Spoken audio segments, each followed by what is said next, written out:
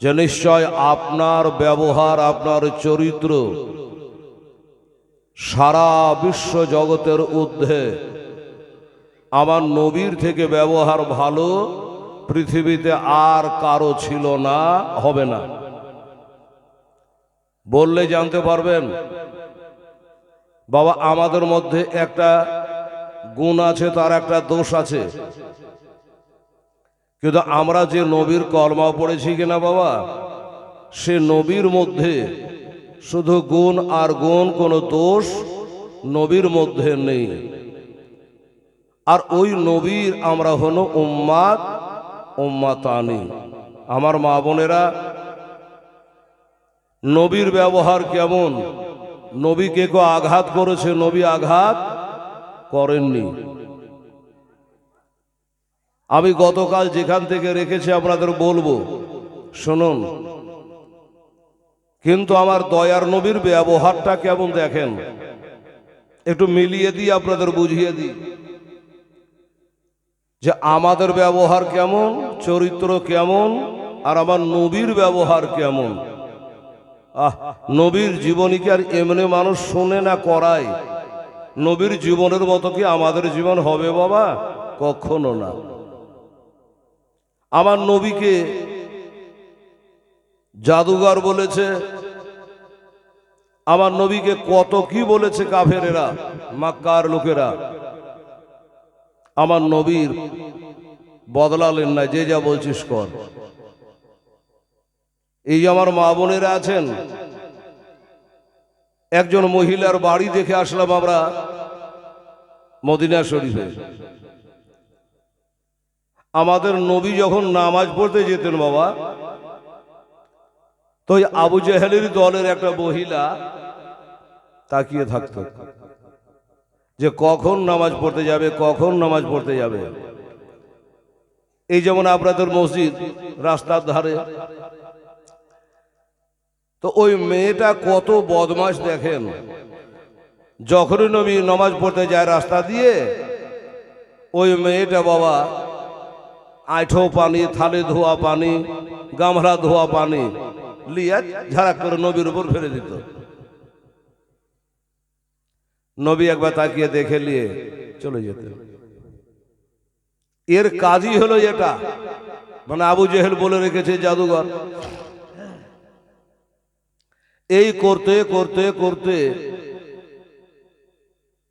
আর একদিন আমার নবী গেলেন, তো ওই বাড়ি থেকে মেয়েটা পানি টানি ফেলালো না, হয়তো কোথাও গেছে। আবার একদিন যাচ্ছে, পানি পড়লো না, পাথর ছুড়ল না, নোংরা পানি ফেললো না। আমার নবীর মনে সন্দেহ হলো, মেয়েটা কি কোথাও চলে গেছে? ও দাদা, আপনাকে বলছি, এই বাড়িতে যেটা মেয়ে থাকতো, মেয়েটা কি মারা গেছে বাবা? বলে না, মারা যায়নি, তবে মরবে, অসুস্থ। আমরা হলে কি বলতাম?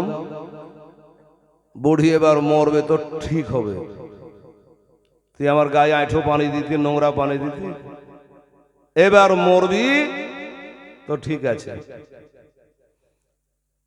কি নবীর ব্যবহার দেখুন। নবীজি আমার আর মসজিদ গেলেন না, সোজা ওই মেয়েটার বাড়ি যাচ্ছে, তো বাবা একটা চাদর গায়ে দিয়ে, কাপড় গায়ে দিয়ে পড়ে থরথর করে কাঁপছে। আমার নবীজি গেলেন, চাদরটা তুলে বলে, বুড়িমা কেমন আছো? কে তুমি? বলে, মা চিনতে পারো না? আমি ওই ছেলেটা যার গায়ে তুমি ডেলি থালি ধোয়া, গামলা ধোয়া, নোংরা পানি চালিয়ে ভেজে দেখ। আজ কদিন থেকে পানি পড়ছে না গায়ে, সন্দেহ হলো, তাই মা তোমাকে দেখতে এসেছি। হায় হায় হায়। সাথে সাথে বুড়ি বলে, হায় রে, আমি কি ভুল করেছি রে, যে আমি এত বিরক্ত করেছি, পাথর মেরেছি, নোংরা পানি দিয়েছি, কত কি করেছি, অথচ ওই ব্যক্তি আমাকে দেখতে এসেছে। এই ঠিক আছে, আবু জেহেল ভুল আছে, সাথে সাথে কালেমা পড়লে আশহাদু আল্লাহ ইলাহা ইল্লাল্লাহু ওয়া আশহাদু আন্না মুহাম্মাদান আবদুহু ওয়া রাসূলুহু, কালেমা পড়ে মুসলিমা হয়ে গেল। কি জন্য হলো? নবীর ব্যবহারটা দেখে। ঠিক আছে, ইসলাম প্রচার রক্তের গরম দেখিয়ে হয়নি, বম পিস্তল করে হয়নি, রাগারাগি করে হয়নি। মানুষ নবীর কাছে এসে কলমা পড়েছে নবীর ব্যবহার দেখে। বাবা, এই লাইট জ্বাললে জোনহাকিকে ডাকতে হয় না, এমনি চলে আসে নবীর ব্যবহার দেখে। সবাই এসে নবীর কাছে কালেমা পড়ে নিয়েছে। তাই আল্লাহ বলছে ইন্নাকা আলা খুলুকিন আযীম। সবার উদ্দেশ্য সব থেকে চরিত্রবান ব্যবহারের মালিক হলো কে? আমাদের নবী সাল্লাল্লাহু আলাইহি ওয়াসাল্লাম। এবার আসুন বাবা, গতকাল কোথায় রেখেছিলাম বলেন তো? নবী তার দাদর কাছে থাকলো নাকি? মনে পড়ছে তো? আমার নবী বাগ সাহেবের লাওলাদ মা হারিয়ে দিয়ে চোখের পানে ফেলাতে ফেলাতে রে বাবা, এবার দাদা জনাব আব্দুল মুত্তালিবের কাছে এসে হাজির হলো। বলে দাদা গো, আমার বাবাকে তো দুনয়নে দেখলাম না, আমার মাও আমাকে একা করে দিয়া, আমার মা আমাকে একা করে দিয়া তিনিও চলে গেছে, তিনিও ইন্তেকাল হয়ে গেছে। আর একটা কথা বলি বাবা, আমার মা বোনেরা রে, বাবা মরলে এতিম হয় না রে বাবা, মা মারা গেলে এতিম হইয়া যায়, মা মারা গেলে এতিম হয়। আমার নবীর মা ইন্তেকাল করে গেছে। আল্লাহ বলছে আমার নবী এতিম হয় না, আমার নবী দুনিয়া যত মাহারা বাবাহারা সন্তান আছে আমি আল্লাহ আমি তাদের নেতা বানিয়েছে। আর হাসান হোসেনের জীবনীতে একটা গজল আছে, কি আছে জানেন? এতিমেরা যখন কাঁদে, এতিমেরা যখন মাহারারা কাঁদে,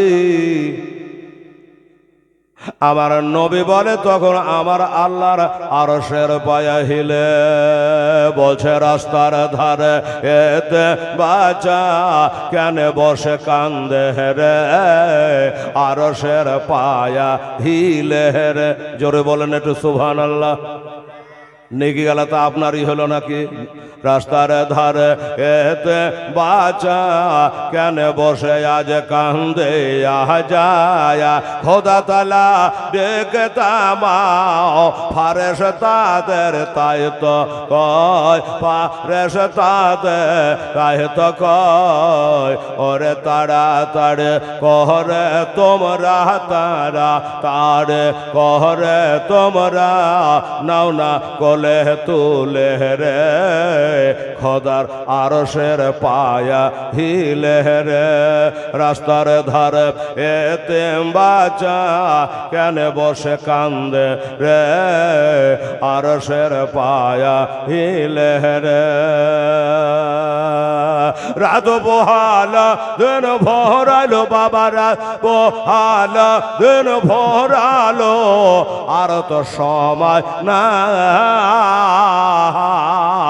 আরে নাই গো পিতা নাই গো মাতা, কোথায় গেলে মোরা শান্তি পাই, কোথায় গেলে মোরা শান্তি পাই।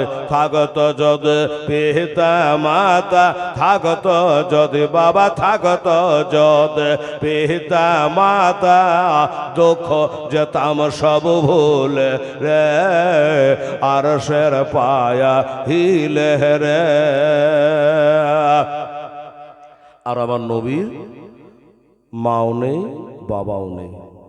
এবার কি বলছে দেখেন, এতিমের যে সেবা করে, এতিমের যে সেবা করে, তাহার গুনাহ মিটে যায়, আরে খোদারে তারে ফারেশ তারা খুশি হয়ে তাই তো কয়, খুশি হয়ে তাই তো কয়, সোনা চাঁদি টাকা পয়সা, সোনা চাঁদি বাবা, সোনা চাঁদে টাকা পয়সা কিছুই সাথে বাবা যাবে না। আর এতিমের সেবা না করেলে খোদা রাজি হবে না, জান্নাত পাওয়া যাবে না। রাস্তার ধারে এতে বাচ্চা কেন বসে কান্দে রে, আরশের পায়া হিলে রে। জনাব আব্দুল মোত্তালিব বলছেন, ভাই শোনো, তোমার মা ইন্তেকাল করে গেছে, কবরে শুয়ে গেছে, একদিন আমাকেও যেতে হবে, তোমাকেও যেতে হবে, সবকে চলে যেতে হবে। তবে চিন্তা করো না রে ভাই, তুমি আমার ছোট বেটার নিশানি, আমার পোতা, আমি তা তো যতদিন বেঁচে আছে তোমার কোনো চিন্তা নাই।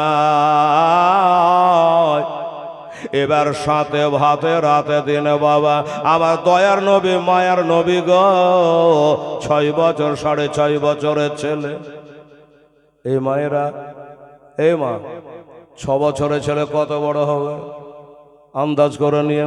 পোতাপুতি আছে তো, ছেলে পিলে আছে তো, বেটা বেটি আছে তো, 6 বছরের ছেলে কত বড় হবে রে মা? আমার নবী মুস্তাফা সাল্লাল্লাহু তাআলা আলাইহি ওয়াসাল্লাম ওই দাদুর সঙ্গে বাবা রাত দিন সব সময় ওঠা বসা করে, আর আমার নবী পাক সাহেবে লাউলাকের বলে বুকের জ্বালা ওই দাদু মিটিয়ে দেয়। এই করতে করতে 6 মাস আরো কেটে গেল। ঠিক যখন আমার নবীর 7 বছর বয়স হলো, 6.5 থেকে 7, একদিন আমার নবী এসে দাদুর হাত ধরে বলে, দাদু গো, দাদু গো, কি হয়েছে রে? কি হয়েছে ভাই বল? বলে, দাদা আজ কদিন থেকে বলবো বলবো করে কিন্তু বলি না, ভাবছি এমনি ভালো হয়ে যাবে। কেন, কি হয়েছে ভাই বল? আমার নবী দাদুর বুক কানে ঢুকে বলছে, দাদু গো, আমার মা বেঁচে থাকলে মাকে বলতাম, আমার বাবা বেঁচে থাকলে বাবাকে বলতাম, আমার মা বাবা দুনিয়াতে কেহ নাই, ভাই নাই, একটা বোন নাই, তুমি ছাড়া আমার কেউ নাই গো দাদা। আজ কদিন থেকে আমার এই চোখটাই যেন জোশ পয়দা হয়েছে, আজ কদিন থেকে যেন আমার চোখটা একটু ব্যথা করছে। মা নাই মাকে বলবো, বাবা নাই বাবাকে বলবো, তাই আপনার কাছে বললাম গো দাদা। আমার আব্দুল মোত্তালিব বলে, আচ্ছা ঠিক আছে, তোর চোখটাতে যখন ব্যথা, ব্যবস্থা করা লাগবে। এখানে ওখানে ব্যবস্থা হলো, করলেন, কিন্তু কাজের কাজ কিছু হলো না।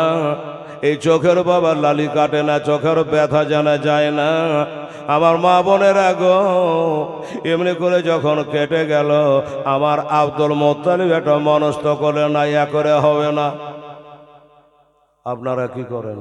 প্রথমত আমাদের দেশের গ্রাম্য ডাক্তারগুলোকে দেখান, হলো না।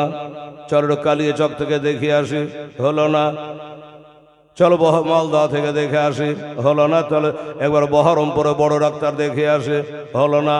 কলকাতায় যাই, এমনি করে বাবা একটার পরে একটা আমরা ডাক্তারকে পাল্টাতে থাকে নিজের অসুখটাকে ভালো করার জন্য। আব্দুল মোত্তালিব বললো, ভাই আজকে রাতটা থাক, মেলা কিছু তো করলাম, কিছুই তো হলো না, কালকে যাবো তো হলিয়া। আমরা হলে আগাম চিন্তা ভাবনা করে ডাক্তারের কাছে কোন ডাক্তারকে দেখাবো, 5টা লোকের সাথে পরামর্শ করি যে এই ব্যারামের ডাক্তার কে আছে, কে ভালো। যদি জানতে পারি, হয়তো ফোন নম্বরের নামটাও লিখিয়ে দিই। আব্দুল মোত্তালিব বলল, কালকে যাব। দাদাকে কোন ডাক্তারের কাছে যাবেন বলে, জানি না। ওরে 7 সমুদ্র 13 নদী আরব সাগর যদি পাড়ি দিতে হয় দেবরে, তুই আমার বেটারে, তোর মুখটা দেখলে মরা, বেটার কথা আমি ভুলে থাকি রে, তোর কিছু হলে আমি সইতে পারবো না রে। তাই ভাই চল, কালকে কোথায় যাব জানি না, তোর হাতটা ধরে নিয়ে দেখে আল্লাহ কোথায় নিয়ে যায়। যদি 7 সমুদ্র 13 নদী পার হতে হয় হব, আমি তোর চোখের বিধি ব্যবস্থা না করি আমি আর বাড়ি আসব না। ঠিক আছে, দাদু পোতাতে রাত্রে ঘুমাইল। সকাল হলো, নবীর হাতটা ধরে নিয়ে চলে যাচ্ছে। ওই যে বললেন যে কোথায় যাচ্ছে জানি না, চলে যায় চলে যায়। আমার মা বোনেরা গো, ভাইয়েরা গো, আমার বাপজিরা আব্বা জানেরা গো, চলে যায় চলে যায়। এইভাবে যেতে যেতে দাদু গো, আর কত দূরে যাবা? বলে চল দেখে আরো আগে যায়। আবার চলে যায়। দাদু গো, আর কত দূর যাবা গো? চল না ভাই দেখি কোথায় যায়। এই করে যেতে যেতে যেতে যেতে বাবা একটু দূরে যাওয়ার পরে একটা যেন খানকা শরীফ দেখা যাচ্ছে, একটা গির্জা দেখা যাচ্ছে। আমরা মুসলমান, আমাদের মসজিদ, খ্রিস্টানদের গির্জা, হিন্দুদের মন্দির আছে কিনা বাবা? তো একটা গির্জা দেখা যাচ্ছে, খানকা দেখা যাচ্ছে। খানকা কাকে বলে জানেন? খানকা বলে ওই জায়গাটাকে যেখান করে আল্লাহওয়ালা বসা ওঠা করে, ওই জায়গাটার নাম বাবা খানকা শরীফ। ডিকশনারিতে এটাই লেখা আছে, একটা খানকা শরীফ। মনে করলো খানকা শরীফ মানে তো আল্লাহওয়ালা বসা ওঠা করা জায়গা। তো চল তো ভাই একটু দেখি, যখন খানকা লেখা আছে তো নিশ্চয়ই কোন আল্লাহওয়ালা আছে। মসজিদে ইমামকে খুঁজে, গির্জাতে পাদরিকে খুঁজে, খানকাতে আল্লাহওয়ালাকে খুঁজছে। দরজায় খাট খাটাচ্ছে, কান লাগাচ্ছে, মনে হচ্ছে ভিতরে কেউ আছে, কথা কহে না। দাদু পথে বারান্দাতে উঠে দরজায় খাট খাট খাট খাট করে বাড়ি দিচ্ছে। বাবা কে আছো গো? আরে দরজা খোলো গো। না বাবা, মানুষের আওয়াজ পাওয়া যায় কিন্তু কোনো কথা কয় না। দাদা ভিতর তো লোক আছে গো, কিন্তু কথা বলে না, দরজাও খোলে না, কি ব্যাপার? তাই তোরে ভাই দেখি, যতক্ষণ দরজা না খুলবে তো আমরাও যাচ্ছি না। বেশ কিছুক্ষণ পরে একটা চকচকে ঝকঝকে মানুষ একবারে গোসল করে, আতর সুরমা লাগিয়ে পাক পবিত্র হয়ে ওই খানকা থেকে বাবা বার হচ্ছে। আব্দুল মোত্তালিব বলছে, হ্যাঁ গো, আমার পোতা চোখ লিয়ে কষ্ট পাচ্ছে, আমি ব্যথা পাচ্ছি, আর তুমি ভিতরে ধোয়া লাহা করছো, আতর সুরমা লাগাচ্ছ, গোসল করছো, অজু করছো, এত সাজন কোজন করছো, ব্যাপারটা কি?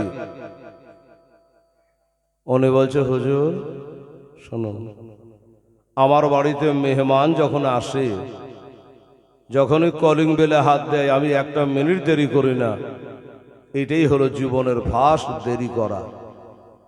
তাও হয়তো দেরি করতাম কি করতাম না, দেরি করেছি আপনার এই পোতার কারণে। আশ্চর্য, আমার পোতাকে তুমি কোনোদিন দেখো নাই, অন্য দেশে, আমাদের অন্য জায়গায় বাড়ি, আর আমার পোতার জন্য কেন দেরি হলো? বলছে, হে আব্দুল মোত্তালিব, আমার খানকার বারান্দাতে যখন আপনি উঠে গেছেন, তখন থেকে নিয়ে এখন আপনি হয়তো বুঝতে না পারলে আমি বুঝেছে, আমার এ বারান্দায় খানকায় যেন ভূমিকম্প হতে আরম্ভ করেছে। সুবহানাল্লাহ। এই বাবা, আমার খানকা যেন হিলতে আরম্ভ করেছে। আমি তখন মনে করলাম, খোদা গো, আমার বারান্দাতে নিশ্চয়ই কোনো মহামানবের আগমন ঘটেছে। অতএব এমনি এমনি দেখা করা যাবে না।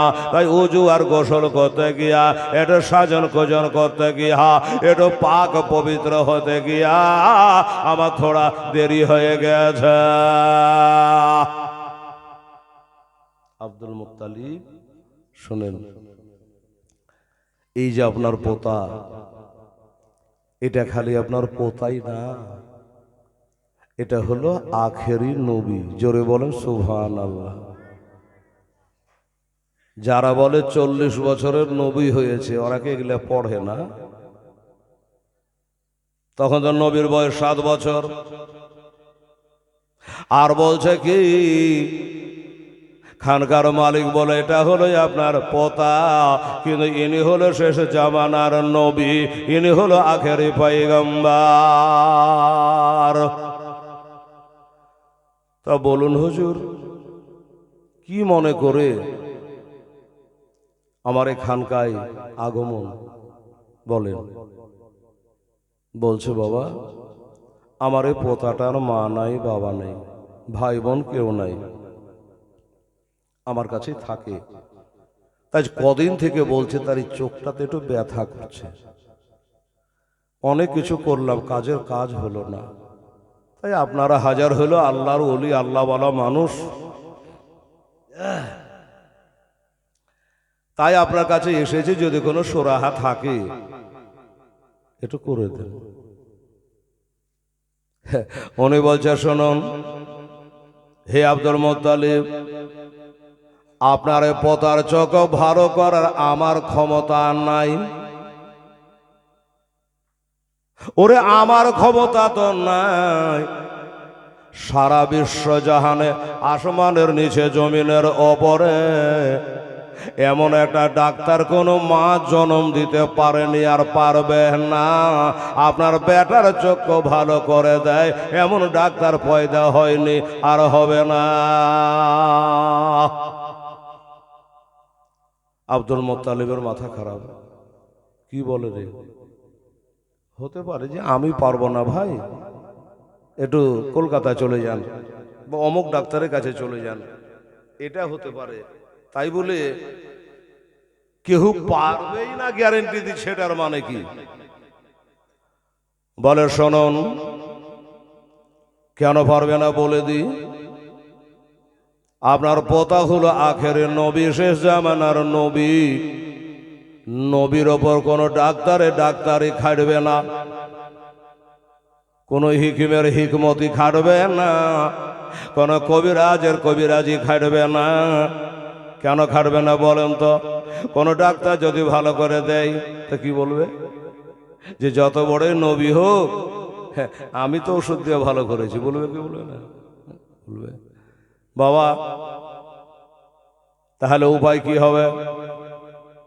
ওই খানকার মালিক বলে, চিন্তা করবেন না, আপনার পোতার চোখ কেউ ভালো করতে পারবে না। তবে হ্যাঁ, আর কোথা যাওয়া দরকার নয়।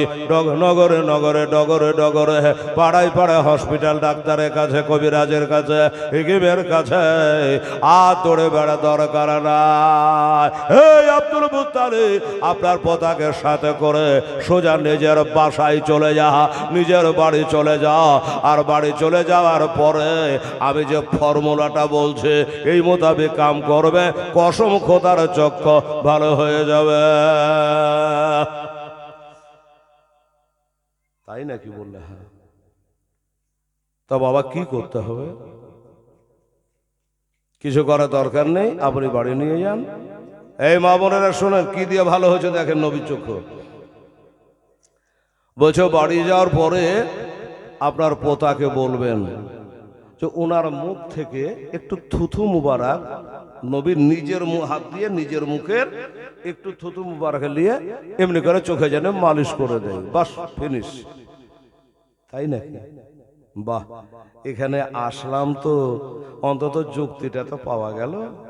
একটা অসুখ বিসুখের কথা 5টা মানুষের সামনে গাহিলে একটা ভালো ডাক্তারের নাম পাওয়া যায়, ওষুধের নাম পাওয়া যায়। আচ্ছা, ধন্যবাদ আপনাকে, চল তো ভাই বাড়ি যাই। এবার নবীকে নিয়ে বাড়ি চলে আসে। আব্দুল মোত্তালিব বলছে, ভাই আর দেরি প্রাণে সহে না, এক কাজ কর, এটা তোর মুখে থুথুলিয়ে লাগাতো ভাই, দেখি কি হয় কিনা। উনি তো গ্যারেন্টি দিয়ে দিল, কসম খেয়ে নিল। দিব দাদা? আরে দে না রে দেখি। আমার নবী মুস্তাফা সাল্লাল্লাহু আলাইহি সাল্লাম একটু থুতু মুবারক নিয়ে এমনি করে বাবা যেমনি ঘষে দিয়েছে, মালিশ করে দিয়েছে। আমার নবী বলে, আল্লাহর কসম করে বলে দাদা গো, আমার ব্যথাও পানি হয়ে গেছে।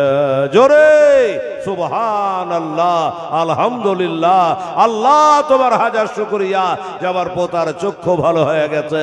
বাবারে, এই হলো আমাদের নবী, নিজের মুখের একটু থুতু দিয়া নিজের চক্ষু একবারে কারেন্টের মতো ভালো হয়ে গেল। কেমন নবী ছিল এবার বুঝেন। অনেক ডাক্তার বলে যে এটা ওষুধ খান, 2 বছর বাঁধা খেতে হবে, এবার আসবেন তো পাল্টে দেব। কিন্তু নবীর থুতু কেমন ছিল দেখেন, নিজের থুতু নিজের চোখে যেমনি দেওয়া, সাথে সাথে বাবা ব্যথা ফিনিশ, ভালো হয়ে গেল। আমাদের হবে? আমরা যদি দিতে ভালো হবে? হবে না। এবার আপনি বলবেন, এই নবীর মুখের থুথুর দাম কত? বাংলাদেশের একটা মৌলবি আহমদুল্লাহ ওর নাম, মোবাইলে দেখছি, খোদা না করার সামনে যেতে হয়। আবার ওই আব্দুর রাজ্জাক বিন ইউসুফ মোবাইলে সব মিডিয়া যুক্ত, বাবা সব ইপার উপার ভিসা লাগছে না, এখান থেকে খালি খুললেই দেখা যাচ্ছে। এর যে কি হাল খোদা করবে তো খোদাই জানছে। বলছে নবীর মুখে গন্ধ ছিল। বলছে নবী নিজের বিবির ঠিকানাই বলতে পারে না। এই যে নবীর দুশ্মনী কথাবার্তা গুলা, আপনার বিবেক কি বলে? নবীর মুখে গন্ধ ছিল, নবীর মুখে থুথু মোবারক। এই মুসলমানেরা শুনেলেন, নবী নিজের থুথু দিয়া শুধু নিজের চক্ষু ভালো করেছে না অন্য জনার চক্ষু ভালো করেছে রে বাবা? একটা করে বলে দি বাবা গো, নবীর থুথু মুবারক আর কত বরকত ছিল রে বাবা। খয়বরের যুদ্ধ শুনেছেন আপনারা নাম? খয়বরের যুদ্ধ হয়েছিল, তো যুদ্ধে জয় হয় না। তো আমার নবী একটা গায়েবের খবর দিলেন, শোনো, আগামীকাল এমন ব্যক্তির হাতে আমি ঝান্ডা ধরিয়ে দেব, লা ইলাহা ইল্লাল্লাহ মুহাম্মাদুর রাসূলুল্লাহ সাল্লাল্লাহু আলাইহি সাল্লাম লেখা একটা ঝান্ডা এমন ব্যক্তির হাতে ধরিয়ে দেব, ওনার হাতে খয়বরের মাঠ জয় হবে। এই গায়েবের খবরটা দিয়ে দিলেন। সাহাবাগণ সব তাকাতাকি করছে, জানলা নবী তো মেলা সাহাবা, আপন আপন সব ভাবছে হয়তো আমার হাতে নবী দেবে, ও ভাবছে হয়তো আমার হাতে দেবে, কিন্তু নবী জানেন, খোদা জানেন নবী কার হাতে দেবে। সবাই সকালে, আজ নয় কাল সকালে দেব, সবাই কালের দিকে তাকিয়ে আছে। রাত কাটলো, সবাই এসে সকালে হাজির হয়ে গেল। নবীর মুখে মুখে তাকাচ্ছে যে নবী কাকে ইশারা করে ডাকে, তোমাকে ঝান্ডা দিব আসো, দেখি কাকে বলে, কি নাম ধরে ডাকে। কিন্তু নবী আমার তাকিয়ে দেখতে দেখতে দেখতে দেখতে দেখতে যাকে দেবে সে কিন্তু আসেনি, যার হাতে ঝান্ডাটা দেবে উনি আসেনি। তারপর নবী বলছে, মা আয়না আলী ইবনে আবি তালিব। আরবি ভাষা তো ওনাদের, নবীদের ভাষা আরবি, এর বাংলা হলো আবু তালেবের বেটা আলী কই? মায়নার আয়না বলছে, আমার আবু তলেবের বেটা আলী কই? একজন বলে, নবী গো সভায় এসেছে, আমার হযরত আলী এখনো আসে নাই। বলে, যাও তাড়াতাড়ি করে ডেকে আনো, আলীকে বলো যে নবীজি ডাকতেছে, যাও তো। সবাই এসেছে, উনি আসেনি। কিন্তু সাহাবাদের বুঝতে আর বাকি থাকলো না যে এত সাহাবের মধ্যে যখন হযরত আলীকে ডাকছে তার মানে ওনাকে দেবে। বোঝা যাচ্ছে কিনা? তো নবীর কথা বাবা, এই যা তো নবীকে আলীকে ডেকে নিয়ে তো একজন গেলেন, ওগো আল্লাহর ওলি হযরত আলী, নবী আপনাকে ডাকছে। নবী ডাকছে বলে হ্যাঁ, ঠিক আছে চলো। আসলেন। আলী, আমার ভাষণ তুমি কাল শোনোনি? বলে হ্যাঁ শুনেছি। আসনি কেন? সভায় চলে এসেছে, তুমি বাড়ির কাজ, তুমি আসনি কেন? আলী ইশারা দিয়ে বলছেন, ইয়া রাসূলুল্লাহ, হাবিবাল্লাহ, নবী গো, আমার এই চোখটা লাল হয়ে আছে, ব্যথা। আমরা কি বলি, কি হয়েছে রে বাবা, চশমা কেন? তো বলছে হুজুর বলেন না, এই দুদিন থেকে চোখ উঠে গেছে। বলে কি না মা বোনেরা, চশমা চোখে দিয়ে কি হয়েছে তো চোখে? ছেলে মনে চশমা কেন নেবে? তো বলছে চোখ উঠে গেছে। তাই নাকি? আশ্চর্য, অত বড় বড় তোর চোখ কি করে উঠে গেল? তো চশমা খুলতো।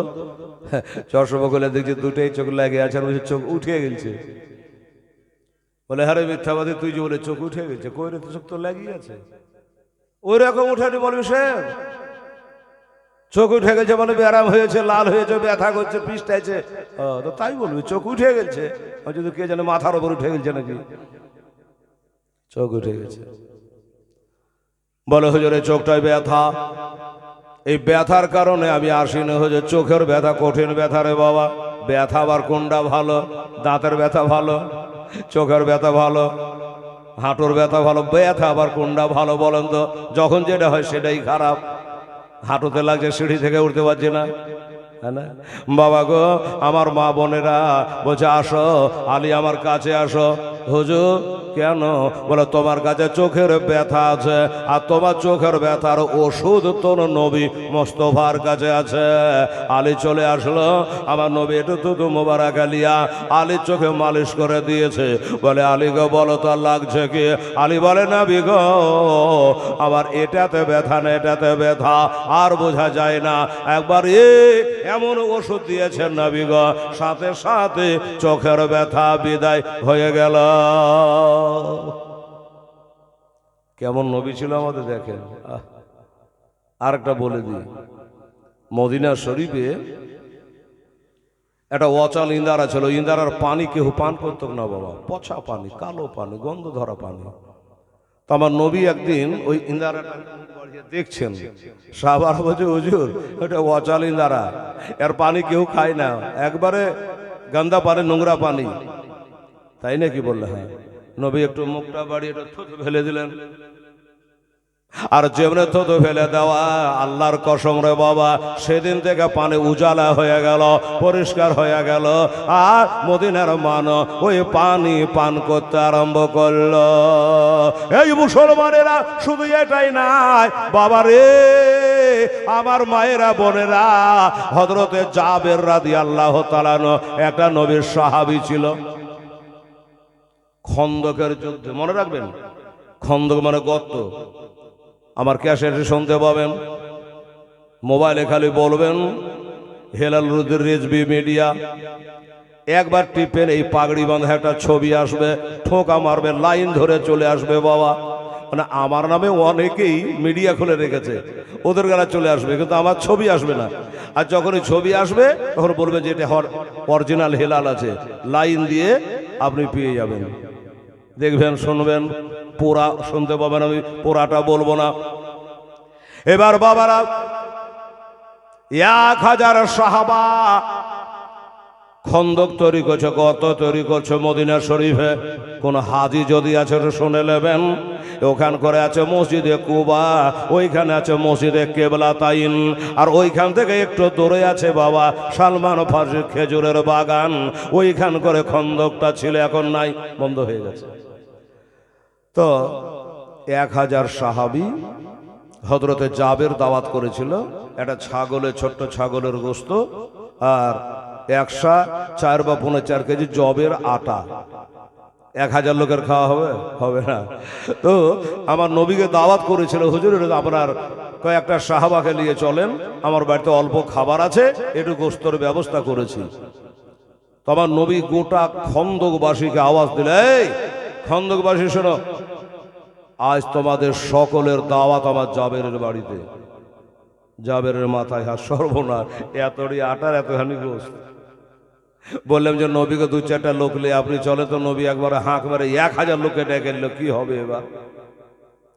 তো নবী বুঝে নিলেন যে আর খাবার কম আছে, এই জন্য ডরাচ্ছে। এই যাবে, এই শোনো, বাড়ি যাও, আমরা আসছি, তুমি যাও। আর শোনো, তুমি বাড়ি যাওয়ার পরে তোমার বিবিকে বলবা গোস্তের হাঁড়ি যেন না নামাই, আর আটা সায়না যেন রেডি করে, রুটি যেন না গড়াই, আমি যতক্ষণ নবী না যাই।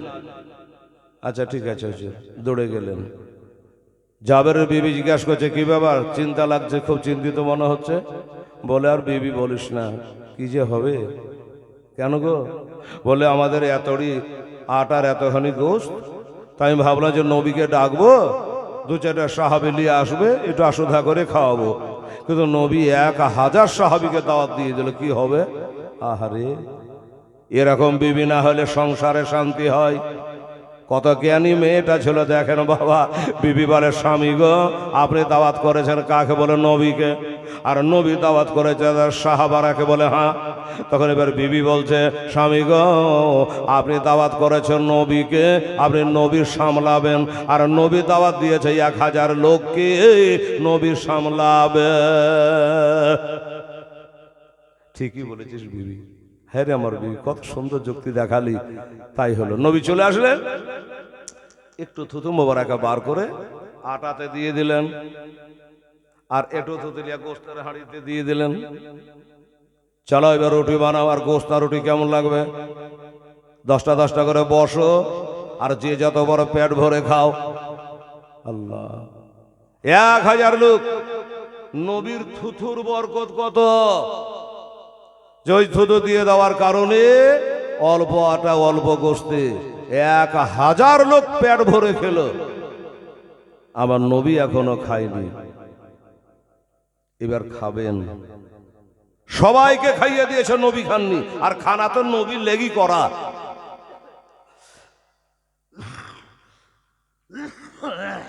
এবার আমার নবী বিসমিল্লাহ বলে একটা গোস্তের টুকরা, একটু রুটি নবী তুলে মুখে দেবেন। জিবরাইল ফেরেশতা চলে আসলো, হুজুর দাঁড়ান, আপনি খাবেন না। কে তুমি? জাবের আমাকে দাওয়াত করেছিল, বলে খেয়েও না। কে তুমি? বলে হুজুর আমি জিবরাইল ফেরেশতা। আচ্ছা, কেন খাবো না, কি হয়েছে? বলে হুজুর এই যে গোস্ত রুটি আপনার সামনে, এই গোস্ত রুটিতে এই জাবেরের 2টা বেটা ছোট ছোট আছে, ওদেরও অংশ আছে। আচ্ছা, তা আল্লাহ বলে পাঠাইলো যে নবী জানে জাবেরের বেটা 2টাকে নিয়ে একসাথে খাই। আচ্ছা ঠিক আছে। এই জাবের, জি হুজুর। শোনো, তোমার বেটা 2টাকে ডাকো তো। হুজুর আপনি খান। আরে ডাকো, আল্লাহ বলে পাঠিয়েছে খাবারে তোমার বেটার নাম লেখা আছে। ঠিক আছে। এই বিবি, বেটা 2টাকে এখন বেটার খোঁজ কেন, কি হয়েছে? বললো যে খাবারে নাকি আমার বেটাদের নাম লেখা আছে, নবী আমার বেটা 2টাকে না লিয়া খাবে না। আমার মা বোনেরা গো, বিবি স্বামীকে ঘরে নিয়ে গেল। এবার ঘরে নিয়ে গিয়ে বাবা, এবার চাদরের কোনা তুলে দেখাচ্ছে 2 বেটার লাশ ঢাকা আছে।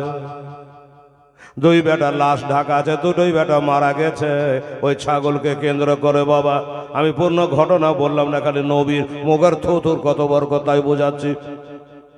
2 বেটা লাশ ঢাকা আছে। জাবের বলে বিবিরে খবর কি? বলে হুজুর এই ছাগলটা আমার বেটারা চড়াইতো, আর এটা নিয়ে তাদের মধ্যে কথা হয়েছে, একজনাকে জবাই করে দিয়েছে, আরেকজনের ছাদ থেকে পড়ে মারা গেছে। আমি কাঁদিনি, 2 বেটার লাশ ঘরে ঢেকে রেখেছি, যে আমার বেটার জন্য যদি আমি কাঁদি, আমার নবী খানা খাবে না, নবীর সাহাবারা খানা খাবে না। ওই জন্য দিলকে কঠোর করে পাথর বেঁধে নিয়েছে, আর জোড়া বেটার লাশ ঘরের মধ্যে সাজিয়ে রেখেছি। মা বোনেরা পারবেন আপনারা? জোড়া তো দূরের কথা, একটা বেটা যদি মারা যায় বাড়িতে খানা আর হবে না।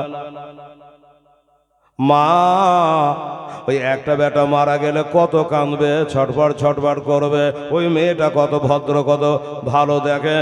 আমি যদি কাঁদি আমার নবী খাবে না, কষ্ট পাবে, এই জন্য ঢেকে রেখেছে। যাও নবীকে বলো গো আমার বেটা দুটা নাই, আপনি খেলেন। বলো হুজুর গো আবার বেটা দুটো না, দুটো বেটাই মারা গেছে, তারা কে কাপড় দিয়ে ঢাকা আছে। আমার নবী বলে শোনো, তোমার বেটা দুটা মারা গেছে, এটা কি আল্লাহ জানে না? কি বাবা জানে না? জানে। তো জানে তাহলে কেন বলে পাঠে ওরাকে লিয়া খাক নবী মারা গেছে। তাও বাবা গো যে মারতে পারে সে জিন্দাও করতে পারে, তিনি হলেন আল্লাহ। সুবহানাল্লাহ। এই যাবে, যাও তোমার বেটা দুইটাকে বলো গা যে তোমাদের দুই ভাই কি আমার নবী ডাকতেছে। বাবারা আমার মা বোনেরা এবার যেমনি বলে ওমনে জানে খোদার হুকুম। বাবা দুই ভাই জিন্দা হইয়া হেঁটে আমার নবীর কাছে হাজির হইয়া গেল। খানা খেলো, ওদেরকে নিয়ে খাওয়া দাওয়া হলো। যে জিজ্ঞাসা করছে বাবা তোদের কি নিয়ে ঝামেলা, মারা গেছিলি তোরা? বলে হ্যাঁ। হুজুর এই যে ছাগলের গোস্ত দিয়ে রুটি খাচ্ছেন আমি খেলাম, এই ছাগলটা নিয়ে গন্ডগোল। খুব ভালোবাসতাম ছাগলটাকে, আমরা দুই ভাই চড়িয়ে বেড়াতাম। তাই নাকি? আচ্ছা ঠিক আছে, খাওয়া তো হলো? বলে হ্যাঁ। ছাগলের গোস্ত খাওয়া হলো, হাড্ডি গেলা তোর খায় নাই। হাড্ডি গোলার ওপর নবী হাত বলিয়ে দেব যে কমবে জিনিল্লাহ, আল্লাহর অর্ডারে জিন্দা হয়ে যা। যেমনি বলা ওই হাড্ডি থেকে কালো রঙের ছাগল হাঁটতে লাগলো। সুবহানাল্লাহ। বাবারা ছাগলও দেওয়া হলো, আর ওই অল্প আটাতে 1000 লোকের খানা হলো। অল্প গোস্তে পেট ভরে গোস্ত খেলো 1000 লোক। কিসের বরকতে বলো? আমার নবী মুস্তাফা থত বরকাতে। এই নবীর জীবনী আর এই নবীর হলাম আমরা উম্মাত, উম্মাতানি। তাহলে আপনাদের বুঝাচ্ছি যে নবী থুতু দিয়া শুধু নিজের চোখটাই ভালো করলেন না অপরের ভালো করতে পারে। নবীর চোখের কত থুতুর কত বরকত একটুখানি আরো আছে, কিন্তু এইভাবে বয়ান করলে অনেক দূর চলে যাবে। এখান থেকে খালি একটা ইশারা আপনাদের বুঝিয়ে দিলাম যে নবীর থুতু মোবারকা কত দাম। সুবহানাল্লাহ, সুবহানাল্লাহ, আলহামদুলিল্লাহ। যাই হোক, চক্ষু ভালো হয়ে গেল। এবার নবীর বয়স হলো 8 বছর। এবার যখন 7 থেকে 8 হলো, নবীর দাদর বয়স তখন 120 বছর হলো। মনে রাখবেন, আমার নবীর বয়স হলো 8 বছর আর দাদর বয়স হলো 120 বছর। এবার অসুস্থ হয়ে গেল, মরণ রোগ হয়ে গেছে। বাবা আল্লাহ কোনো একটা দোষ না দিয়ে নিবে না রে বাবা। সময় হয়ে গেছে, আব্দুল মুত্তালিব আর বাঁচবে না। সময় হয়ে গেছে, আর বাঁচবে না। আবু তালেবকে ডাকলেন। আবু তালেবকে নবী চাচা আব্দুল মুত্তালিবের বেটা খাজা আব্দুল্লাহর ভাই। আবু তালেবকে পাশে বসে বলছে বেটা আমার বোধহয় সময় হয়ে গেছে, আমি আর বাঁচব না। তা আবু তালেব রে, আমার এই এতিম পোতাটাকে আমি তোর হাতে সঁপে দিয়ে গেলাম। সাথে ভাতে রাতে দিনে আমার পোতাটাকে নিয়ে থাকিস রে, তার দুনিয়াতে কেহ নাই রে, আমার সময় নাই রে, আমি বুঝি আর বাঁচব না রে। আমার পোতাকে কষ্ট দিলে আমি কষ্ট পাবো রে বেটা। আবু তালেব বাপের কথা শুনে ঝরঝর করে কাঁদছে আর বলছে আব্বা গো, আব্বা গো চিন্তা করবেন না, আমি বেঁচে থাকা পর্যন্ত আপনার পোতা আমার ভাতিজা ওই মোহাম্মদের গায়ে একটা ফুলের ছিটকি মারতে আমি দেব না, কথা দিয়ে দিলাম। এমনি করি আবু তালেবের হাতে সঁপে দিয়ে বাবা 120 বছর বয়সে অসুস্থ হয়ে গেছে। একদিকে আবু তালেব বসে আছে, আর চাচারা বসে আছে, চাচিরা বসে আছে, মাথার গোড়াতে মুখের গোড়াতে আমার দিনের নবী বসে আছে। দাদার মুখের দিকে তাকিয়ে বসে আছে, দাদার দিকে তাকাচ্ছে, তাকাতে তাকাতে তাকাতে হঠাৎ করে চোখটা বন্ধ করে নিয়েছে বাবা। আবুল মোত্তালেব চোখটা বন্ধ করে নিয়েছে। যখন চোখটা বন্ধ করে নিয়েছে, আমার নবী বলে, দাদা গো, আমার মা চোখ বন্ধ করে নিয়েছে, আমার বাবা চোখ বন্ধ করে নিয়েছে। দাদা গো, তুমিও চোখ বন্ধ করে নিলে দাদা, একবার চোখের পাতা তুলে যাবার কালে আর তো দুনিয়াতে কোনোদিন আসবা না, তাই যাবার কালে এই এতিমের দিকে দাদা একবার চোখের পাতা তুলে তাকিয়ে দেখে যাও। যেমনি বলা আব্দুল মুত্তালিব ওরে চোখের পাতা তুলে বাবা রগ রগ করে তাকাতে লাগলো। এবার তাকাতে তাকাতে তাকাতে তাকিয়ে থেকে গেল। আবার নবী বলে, চাচা গো, চাচি গো, ফুপু গো, আমার দাদু কেন চোখ বন্ধ করি না? আমার দাদু তাকাচ্ছিল না, আমি অনুরোধ করলাম, বললাম, আমার দিকে তাকাতে লাগলো। এবার তাকাতে লাগলো, আজও লাগলো, কালে লাগলো, আর কেন চোখ বন্ধ হয় না? আবু তালেব বলছে, বেটা রে, তোমার দিকে তাকাতে তাকাতে আমার আব্বা, তোমার দাদা, এ দেহ থেকে প্রাণ পাখি বিয়োগ হয়ে গেছে। মানে দেহ আছে, রুহ নাই, ওরে ইন্তেকাল করে গেছে। ইন্না লিল্লাহি ওয়া ইন্না ইলাইহি রাজিউন। দাদা চলে গেল, দাদু চলে গেল। আবু তালেব হাত ধরে বুকে নিল, ভাতিজা চিন্তা করো না, আমি তোমার চাচা রয়েছে। এবার ঘরের মধ্যে বাবা দুটা বিছানা করতো আবু তালেব, একটা বিছানাতে পোতা ভাতিজাকে শোয়াইতো, আর একটাতে আমার আবু তালেব শুত। সব সময় বাবা আমার নবীকে কাছে নিয়ে থাকতো। এই করতে করতে মক্কা শহরে একবার কুহুতশালী আসলো, মানে অভাব অনটন, এত অভাব মক্কায় দেখা দিল জানেন, অনেক দিন থেকে বৃষ্টি হয়নি। ও বাবা, বৃষ্টি না হলে মাঠে ফসল হবে না, গাছে খেজুর ধরে না, মাঠে ফসল হয় না, ছাগল বকরে দুধ দিতে পারে না, মায়েরা খেতে পায় না, বাচ্চারাকে দুধ দিতে পারে না। হাহাকার শুরু হয়ে গেছে, হাহাকার শুরু হয়ে গেছে। পানি বন্ধ হয়ে গেছে, আসমানের পানি বন্ধ হয়ে গেছে, পানি হয় না। তখন এরা তাদের দেবদেবীর কাছে গিয়ে মাথা টুকছে, মা, মা একটু পানি দাও, মা একটু পানি দাও। মা বলছে, আমি কি করে পানি দিব? আমি তো কাদা দিয়ে পানি দিয়ে সাইনে আমাকে তো গড়াইছে, আমি কি করে পানি দিব? 3 দিন পরে তো আমি পানিতে পানিতে ভাসায় বেড়াবো। আমার কাছে পানি চাইছিস কি বলে? এত মা মা করে কাঁদে, পানি হয় না, এত কাঁদে, পানি হয় না। একটা সাদা ঝকঝকে একটা বুড়া মানুষ ওটা দিয়ে চলে যাচ্ছে, ডেকে বলে, এই শোনো, তোমরা কার কাছে পানি চাইছো? হ্যাঁ শোনো, এদের কাছে পানি চেয়ে লাভ হবে না। গায়ে একটা মাছি বসেলে হাঁকাইতে পারে না, ও আবার পানি দিতে পারবে নাকি?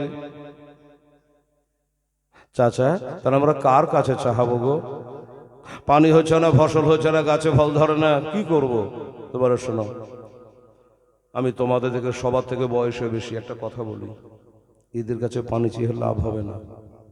পানি যদি চাহিতে হয়, আমি একটা লোকের নাম বলছি, ওখানে চলে যাও, দেখবা পানি হবে। তাই নাকি? লোকটা কে গো? বলছে ওই লোকটার নাম আবু তালেব। আব্দুল মোত্তালিব ইন্তেকাল করেছে, ওই তার গদ্দেনে এসে গদিতে বসেছে। এখন বর্তমানে আব্দুল মোত্তালিব নাই, তার বেটা আবু তালেব আছে।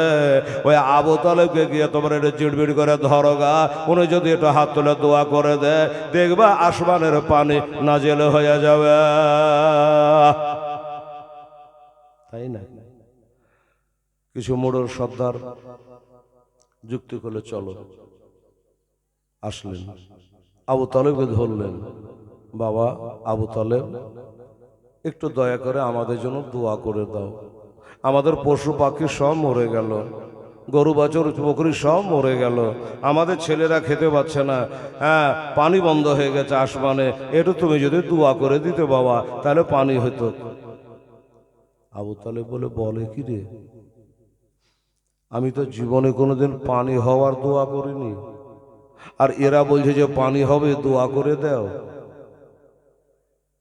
আমি যদি যাই, এত লোকের অনুরোধে আমি যাই, যে দোয়া করি, পানি হলে তো ভালো, আর যদি না হয় তাহলে কি অবস্থা হবে আমার বলেন? পানি যদি না হয়, আমাকে যেটুকু মানছিল আর মানবে না, আর পানি হয়ে গেলে তো আমি বড় পীর সাহেব হয়ে গেল নাকি বলেন? যে একটা লোক আছে বটে, দিলে আল্লাহ, কিন্তু নাম হবে ওর, কি করা যায়? আবু তালেব কিন্তু যেতে চাইছে না, যে না ইজ্জত হারাইতে যাব না, যেমন আছে তেমনি থাকবো, যাবো, যে যদি পানি না হয় তখন নিজ তুলিয়া টানাটানিতে পড়ে যাব। আমার নবী মোস্তফা বলে, চাচাকে ওরা কি বলছে? বলে ভাতিজা, আমাকে পানি হওয়ার জন্য দোয়া করার জন্য বলছে, আমি পানি হওয়াবো কি করে? এই জন্য তাদের দাওয়াত কবুল করছি না। আমার নবী বলে, চাচা দাওয়াতটা ধরে এলেন। হ্যাঁ, তুই ছোট ছেলে কি জানিস রে বাবা? চাচা আমি বলছে দাওয়াতটা নিয়ে এলেন, এমন করে যখন বলছে দোয়াটা নিয়ে এলেন, নিশ্চয়ই আল্লাহ পানি দেবে।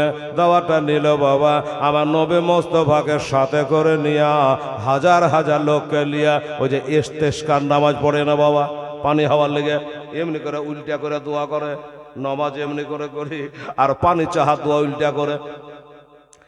তো আবু তালেব গিয়ে হাজার হাজার লোককে নিয়ে দোয়া করছে। আবু তালেব বলছে, ভাতিজা মোহাম্মদ সাল্লাল্লাহু আলাইহি ওয়াসাল্লাম, এত লোকের ভিড় ভাড়ে তোমাকে যেতে হবে না বেটা, কে জানে কি হবে না হবে।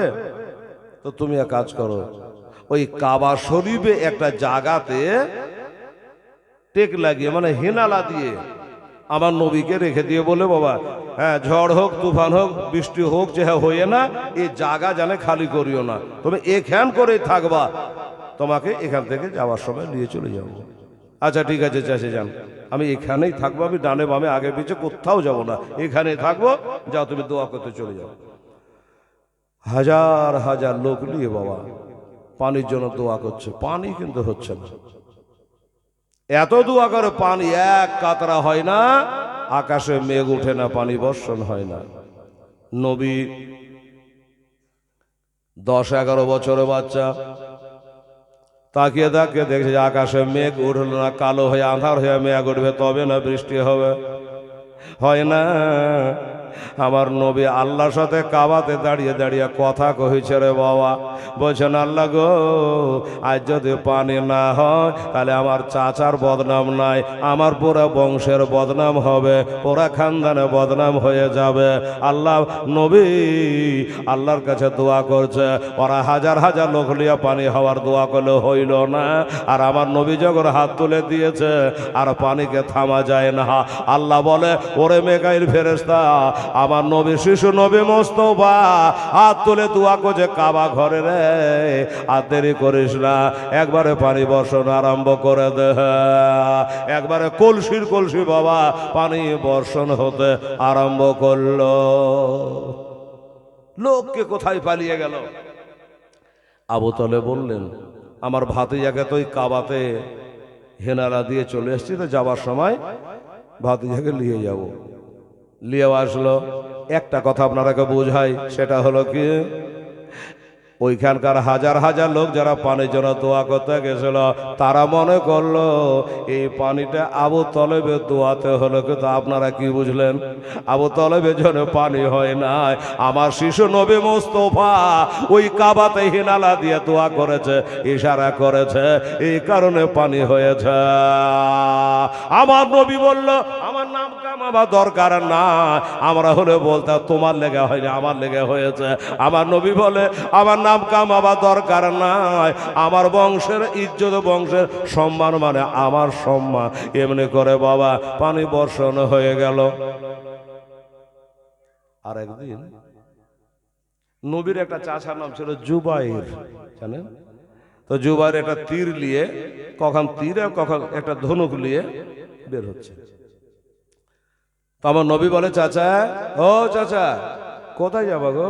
তো বলছে বাবা আজকে আমাদের ম্যাচ আছে রে বাবা। কিসের ম্যাচ গো? ওই যে সব ছেলেরা ক্রিকেট খেলছে না, তো আমাদের ম্যাচ আছে তীরন্দাজি।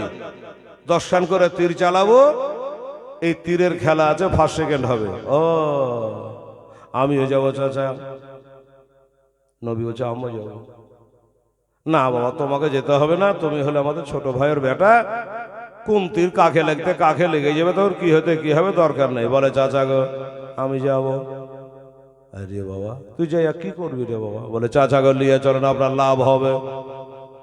হাজার হলো নবীর মুখের কথা, আমাকে নিয়ে চলেন চাচা, আপনি জিতে আসবেন, জয় করে আসবেন, মেডেল নিয়ে আসবেন। তাই নাকি? কি করে আমি মেডেল পাবো তুই আগে জানলি? আমি জয় করব কেমন করে জানলি রে বেটা? বলে চাচা গো ওরা যখন তীর চালাবে, আপনার এন্টি পার্টি, ওরা যখন তীর চালাবে 10টার মধ্যে একটা তো তীর চলে গেল, 9টা হলো, আর একটা চালালো তো 8টা হলো। কিন্তু চাচা গো আমাকে যদি সাথে নিয়ে যা, আপনি তীর চালাবে, আর ওই তীরের সাথে সাথে আমিও তীরের গতিতে উড়ে যাব, আর ওই তীরখান কুড়িয়ে নিয়ে এসে আপনাকে দিব। আপনার তীর ফোরাবে না, আপনি হারবেন না। ভাতিজার কথা শুনে মনটা খুশি হলো, আমার নবীকে সাথে করে নিয়ে গেল, যেটা মুখে বলেছিল সেটাই করলো।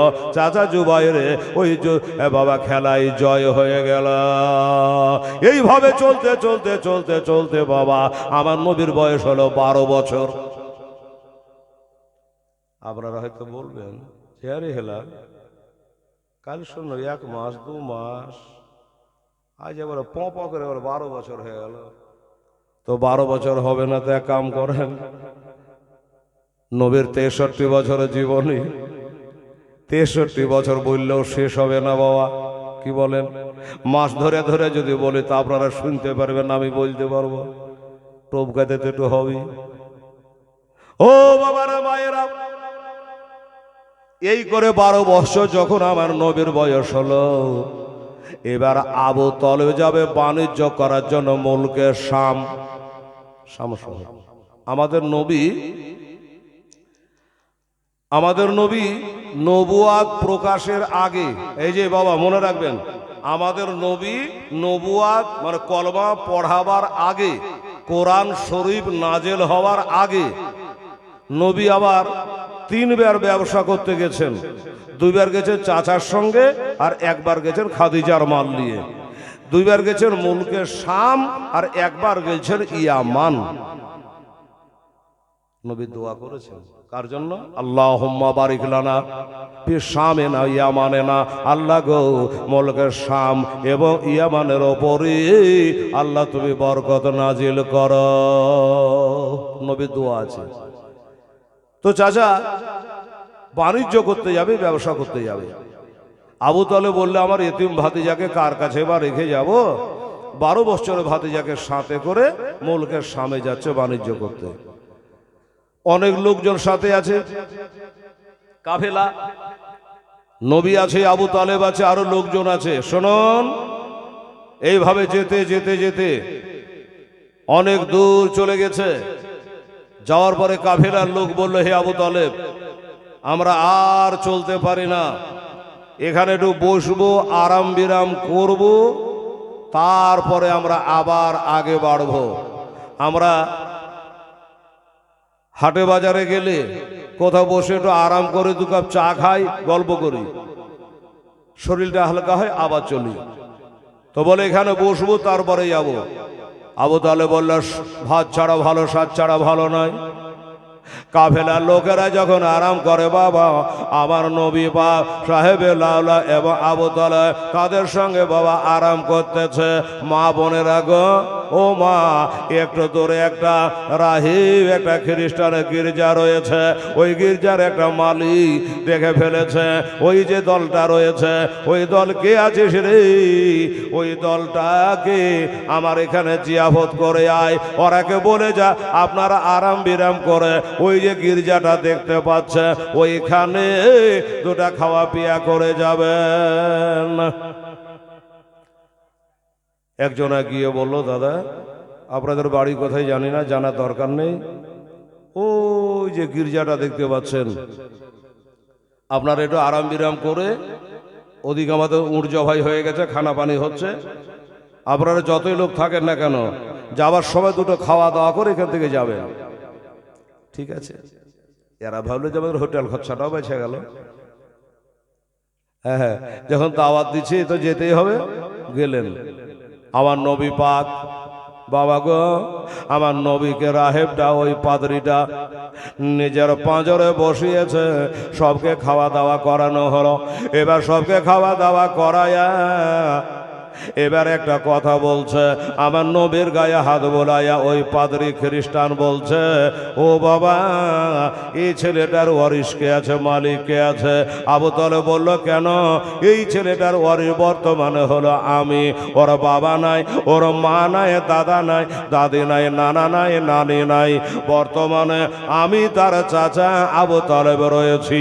আমার আব্বাজান বলে গেছে যে আমি মারা যাব, ওরে বেটা সাথে ভাতে রাতে দিনে একের সাথে করে থাকে, তাই ভাতিজাকে কার কাছে রেখে আসবো, তাই এতিম ভাতিজাকে আমি সাথে করে এনেছি। বলো শোনো আবু তালেব, তাহলে আপনার এটা ভাতিজা বলা হয়, ইনাকে নিয়ে কোথায় যাবার এরেদা আছে? বলে মুলকের শাম শহর যাব বাণিজ্য করতে। বলল না, এই আবু তালেব শোনো, এই ছেলেকে নিয়ে মুলকের সামনে বাণিজ্যে যেও না। কেন? এই জন্য, যদি তোমার ভাতিজাকে মুলকের সামনে নিয়ে যাও তাহলে এই ভাতিজাকে জিন্দে ঘুরিয়ে আনতে পারবা না। কেননা আবু তালেব রে, এটা তোমার ভাতিজা ঠিক আছে, কিন্তু জেনে রাখো, মনে রাখো, ইনি হলো আল্লাহর নবী, শেষ জামানার নবী, আর মুলকের সময় হলো ইহুদিদের বাস। তোমার ভাতিজার দুশ্মন হলো ইহুদি খ্রিস্টানেরা, ওই ইহুদিরা তোমার ভাতিজাকে যদি পায় তোমার বুক খালি করে দেবে, তাকে মার্ডার করে দেবে, কতল করে দেবে। ওই জন্য বলছে ইনাকে নিয়ে মুলকের সামনে যায় না।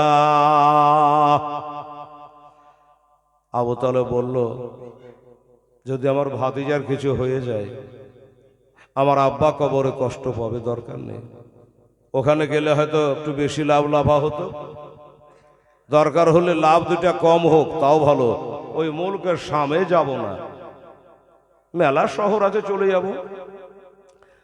তো বুসরা শহরে গিয়ে কিনা বেচা করলেন, বুসরা শহরে কিনা বেচা ব্যবসা করে আমাদের নবী তার চাচার সঙ্গে ঘুরে বাড়ি আসলেন। এখন প্রশ্ন হলো একটা, জিজ্ঞাসা করলে, হ্যাঁ গো, আমার এ ভাতিজা আখেরি নবী আপনি কি করে জানতে পারলেন, বুঝতে পারলেন? বলে, আমি লক্ষ্য করেছি, তোমার ভাতিজা যখন জমিন দিয়ে চলে, যেই গাছের তলা দিয়ে চলে, ওই গাছের লতা পাতা যেন তাকে সালাম করে, পাথরে জানে তাকে সালাম করে। আমি বুঝে গেলাম ইনি হলো শেষ জামানার নবী। যাক, একবার হয়ে গেল, ব্যবসা হয়ে গেল। আর একবার গেছিলেন, যাকে ওটা থাক। এই করতে করতে বাবা, আমার নবীর বয়স হলো 25 বছর। মা গো, এই বোনেরা, আমার বুবুরা কান করে শোন মা, আমার ভাইরা গো, আমার নবীর বয়স হলো এবার 25 বছর। আবু তালেবের বয়সও বেড়ে গেল, ভাতিজার বয়স বাড়ছে, তো চাচার কি কমছে? চাচার বয়স হয়ে গেল। একদিন আবু তালেব বলছে, আমার নবীকে ডেকে যে ভাতিজা এবার নিজের পায়ে দাঁড়াও বাবা, আর পাচ্ছি না, আমার বয়স হয়ে গেল, আর ব্যবসা বাণিজ্য চলে না, দেশ বিদেশে যেতে পারি না বাবা, তুমি বড় হয়েছ, নিজের পায়ে দাঁড়াও। কিছু বুঝতে পারলি মা? নিজের পায়ে দাঁড়াও মানে আমার নবী বলছেন যে বাবা একটু কিছু রোজগার পাতি করো, না হলে আর হবে না, বয়স হয়ে গেছে। আর আবু তলেবের ধারণা ছেলে বড় হয়েছে, একটা বিয়ে শাদী দিব, আমার বাপ মরে গেছে, মা মরে গেছে, আমিও কবে মরে যাব, তো আমার ভাতিজার একটা বিয়ে শাদী দিয়ে যেন মরতে পাই। আর বিয়ে দিতে গেলেই তো আগে জিজ্ঞাসা করবে ছেলে কি করে, বলবে কিনা বাবা, তা অন্তত বলতে পারবো যে আমার ছেলে ব্যবসা বাণিজ্য করে। তাই বলছে বাবা তুমি নিজের পায়ে দাঁড়াও, একটা ব্যবসা বাণিজ্য করো। আবু তালেব যেমনি বলা, আমার নবী মোস্তাফা বলে চাচা গো, ব্যবসা বাণিজ্য করলে তো পুঁজির দরকার, টাকা পয়সার দরকার, হাট বাজার চিনা দরকার, দর ভাও জানা দরকার, কিভাবে ব্যবসা করব, কি করব না করব। এবার আবু তালেব একটা কথা বলেছিল, আমার মায়েরা বোনেরা রে, আবু তালেব বলল ভাতিজা আমাদের দেশে একটা মহিলা আছে, একটা মেয়ে আছে, ওই মেয়েটার মাল্লিয়া তার চাকর বাকর মেলা ব্যবসা করতে যায়, ওই মেয়েটার মাল লিয়া তুমি যদি যাও তাহলে কিছু বেতন পাবা, দু চারবার আসা যাওয়া করলে তোমার পুঁজি হয়ে যাবে। মা বোনেরা ওই মেয়েটাকে চাচা গো, মেয়েটা কেডা গো, মেয়েটার বাপের নাম কি গো, মেয়েটার মায়ের নাম কি গো, মেয়েটা বিবাহিতা না অবিবাহিতা, মেয়েটা ছেলে পিলার মা না আই ভো মায়া গো, কেমন আছে গো চাচা। এবার বলে বেটা শোনো, ওই মেয়েটার নাম হইল হযরতে খাদিজা। ভালো করে শুনবেন বাবা, মেয়েটার নাম হলো খাদিজা। খাদিজার বাপের নাম হলো খালিদ, ওর মায়ের নাম হলো ফাতেমা। খাদিজার মায়ের নাম ফাতেমা, আবার ওই খাদিজার পেটে থেকে পয়দা হবে হাসান হোসেনের মা ফাতেমা, পরে হবে। বলল ওই খাদিজার মাল নিয়ে অনেকে বাণিজ্যে যায়, তুমিও যাও। যখন বন্য নামটা তোমার মা বন্ধের একটু বুঝিয়ে দিই। এই খাদিজার বয়স তখন হলো 40 বছর। ওই খাদিজার একবার বিয়ে হয়েছিল, স্বামীর সাথে ঘর করে দুটো বেটা হয়েছিল, বেটা দুটো মারা গেল, স্বামীও মারা গেল। মা বাপ দেখে শুনে আবার একটা বিয়ে দিল, আবার দুটো বেটা হলো, আবার বেটা দুটো মারা গেল, স্বামী মারা গেল।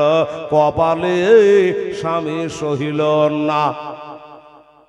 তুই স্বামীর সাথে বাবা 4টা সন্তান মারা গেল, 2টা স্বামী মারা গেল, তারপরেও ওই আরবের বড় লোক রাজা ধীরাজা ছেলেরা এসে খাদিজাকে বিয়ে করতে চাইতো। খাদিজা বলে দরকার নাই, স্বামী আমার কপালে সহাবে না রে, ছেলে পেলে আমার কপালে সহাবে না রে।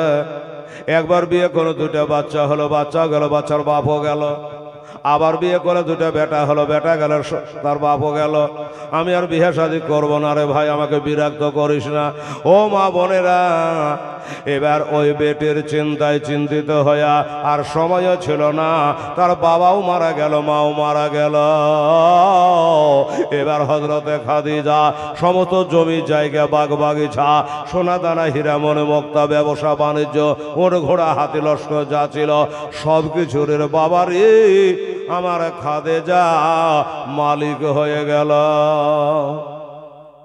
সব কিছুর মালিক খাদিজা হয়ে গেল।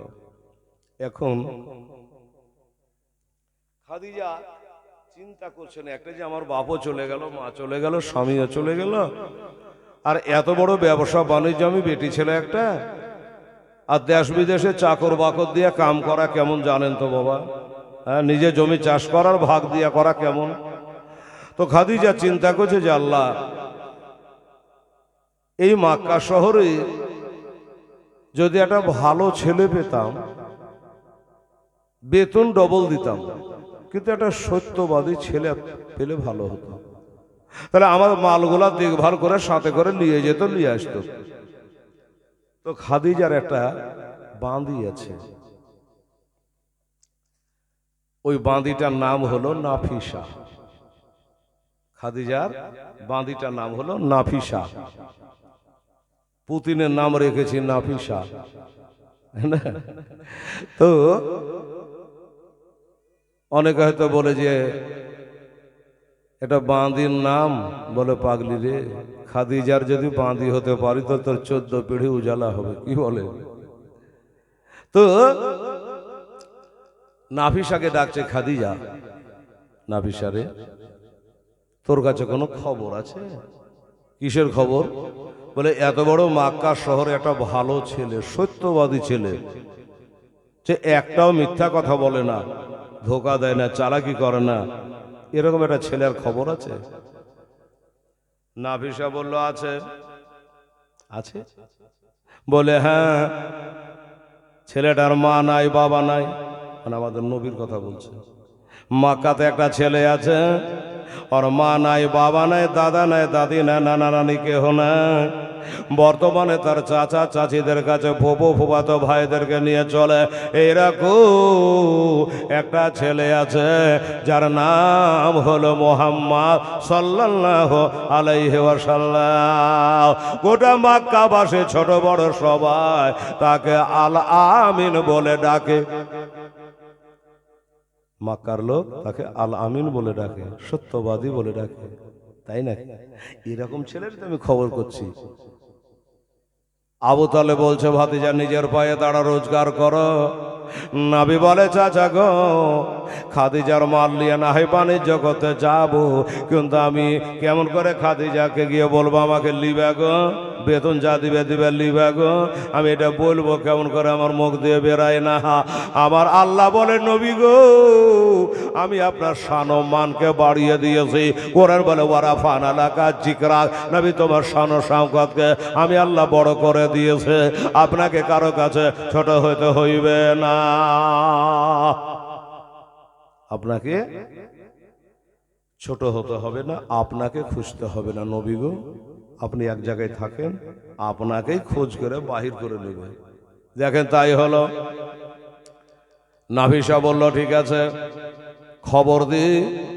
এবার খবর দেওয়া হলো আবু তালেবের ভাতিজা মানে আমাদের নবীকে, আর বলা হলো গো আল আমিন, আমার মাল লয়া আমার লোকজনের সাথে গিয়ে যদি ব্যবসায়ী যাও, তাহলে যারাকে অন্যরাকে যা বেতন দিচ্ছে তার থেকে তোমাকে ডবল বেতন দিব। এই জন্য ইন্না কালা খোলকেন আদে, তুমি যে অতি সত্যবাদী, তুমি যে উত্তম ব্যবহারের মালিক, তোমাকে বেতন ডবল দেব। নবী রাজি হয়ে গেল। আমার চাচাও বলছে ঠিক আছে আমি যাব। এবার ডবল বেতনে আমার নবী আগে চাচার সাথে বাণিজ্যে গেছিল, এবার মা খাদিজার মাল নিয়ে ব্যবসায় যাচ্ছে। তা খাদিজার একটা পুরাতন গোলাম ছিল মেয়াসারা তার নাম। তো মেয়াসারাকে বলে দিলে যে শুন রে, এই একটা সত্যবাদী ছেলে, সম্ভ্রান্ত ঘরের ছেলে, রাস্তা পথে চলবি, কোনো কাজের হুকুম করবি না, অর্ডার করবি না, বেয়াদবি করবি না, খুব সাবধান, আদবের সঙ্গে নিয়ে যাবি। একটা রেশমের রুমাল আমার নবীর মাথায় বেঁধে দেওয়া হলো।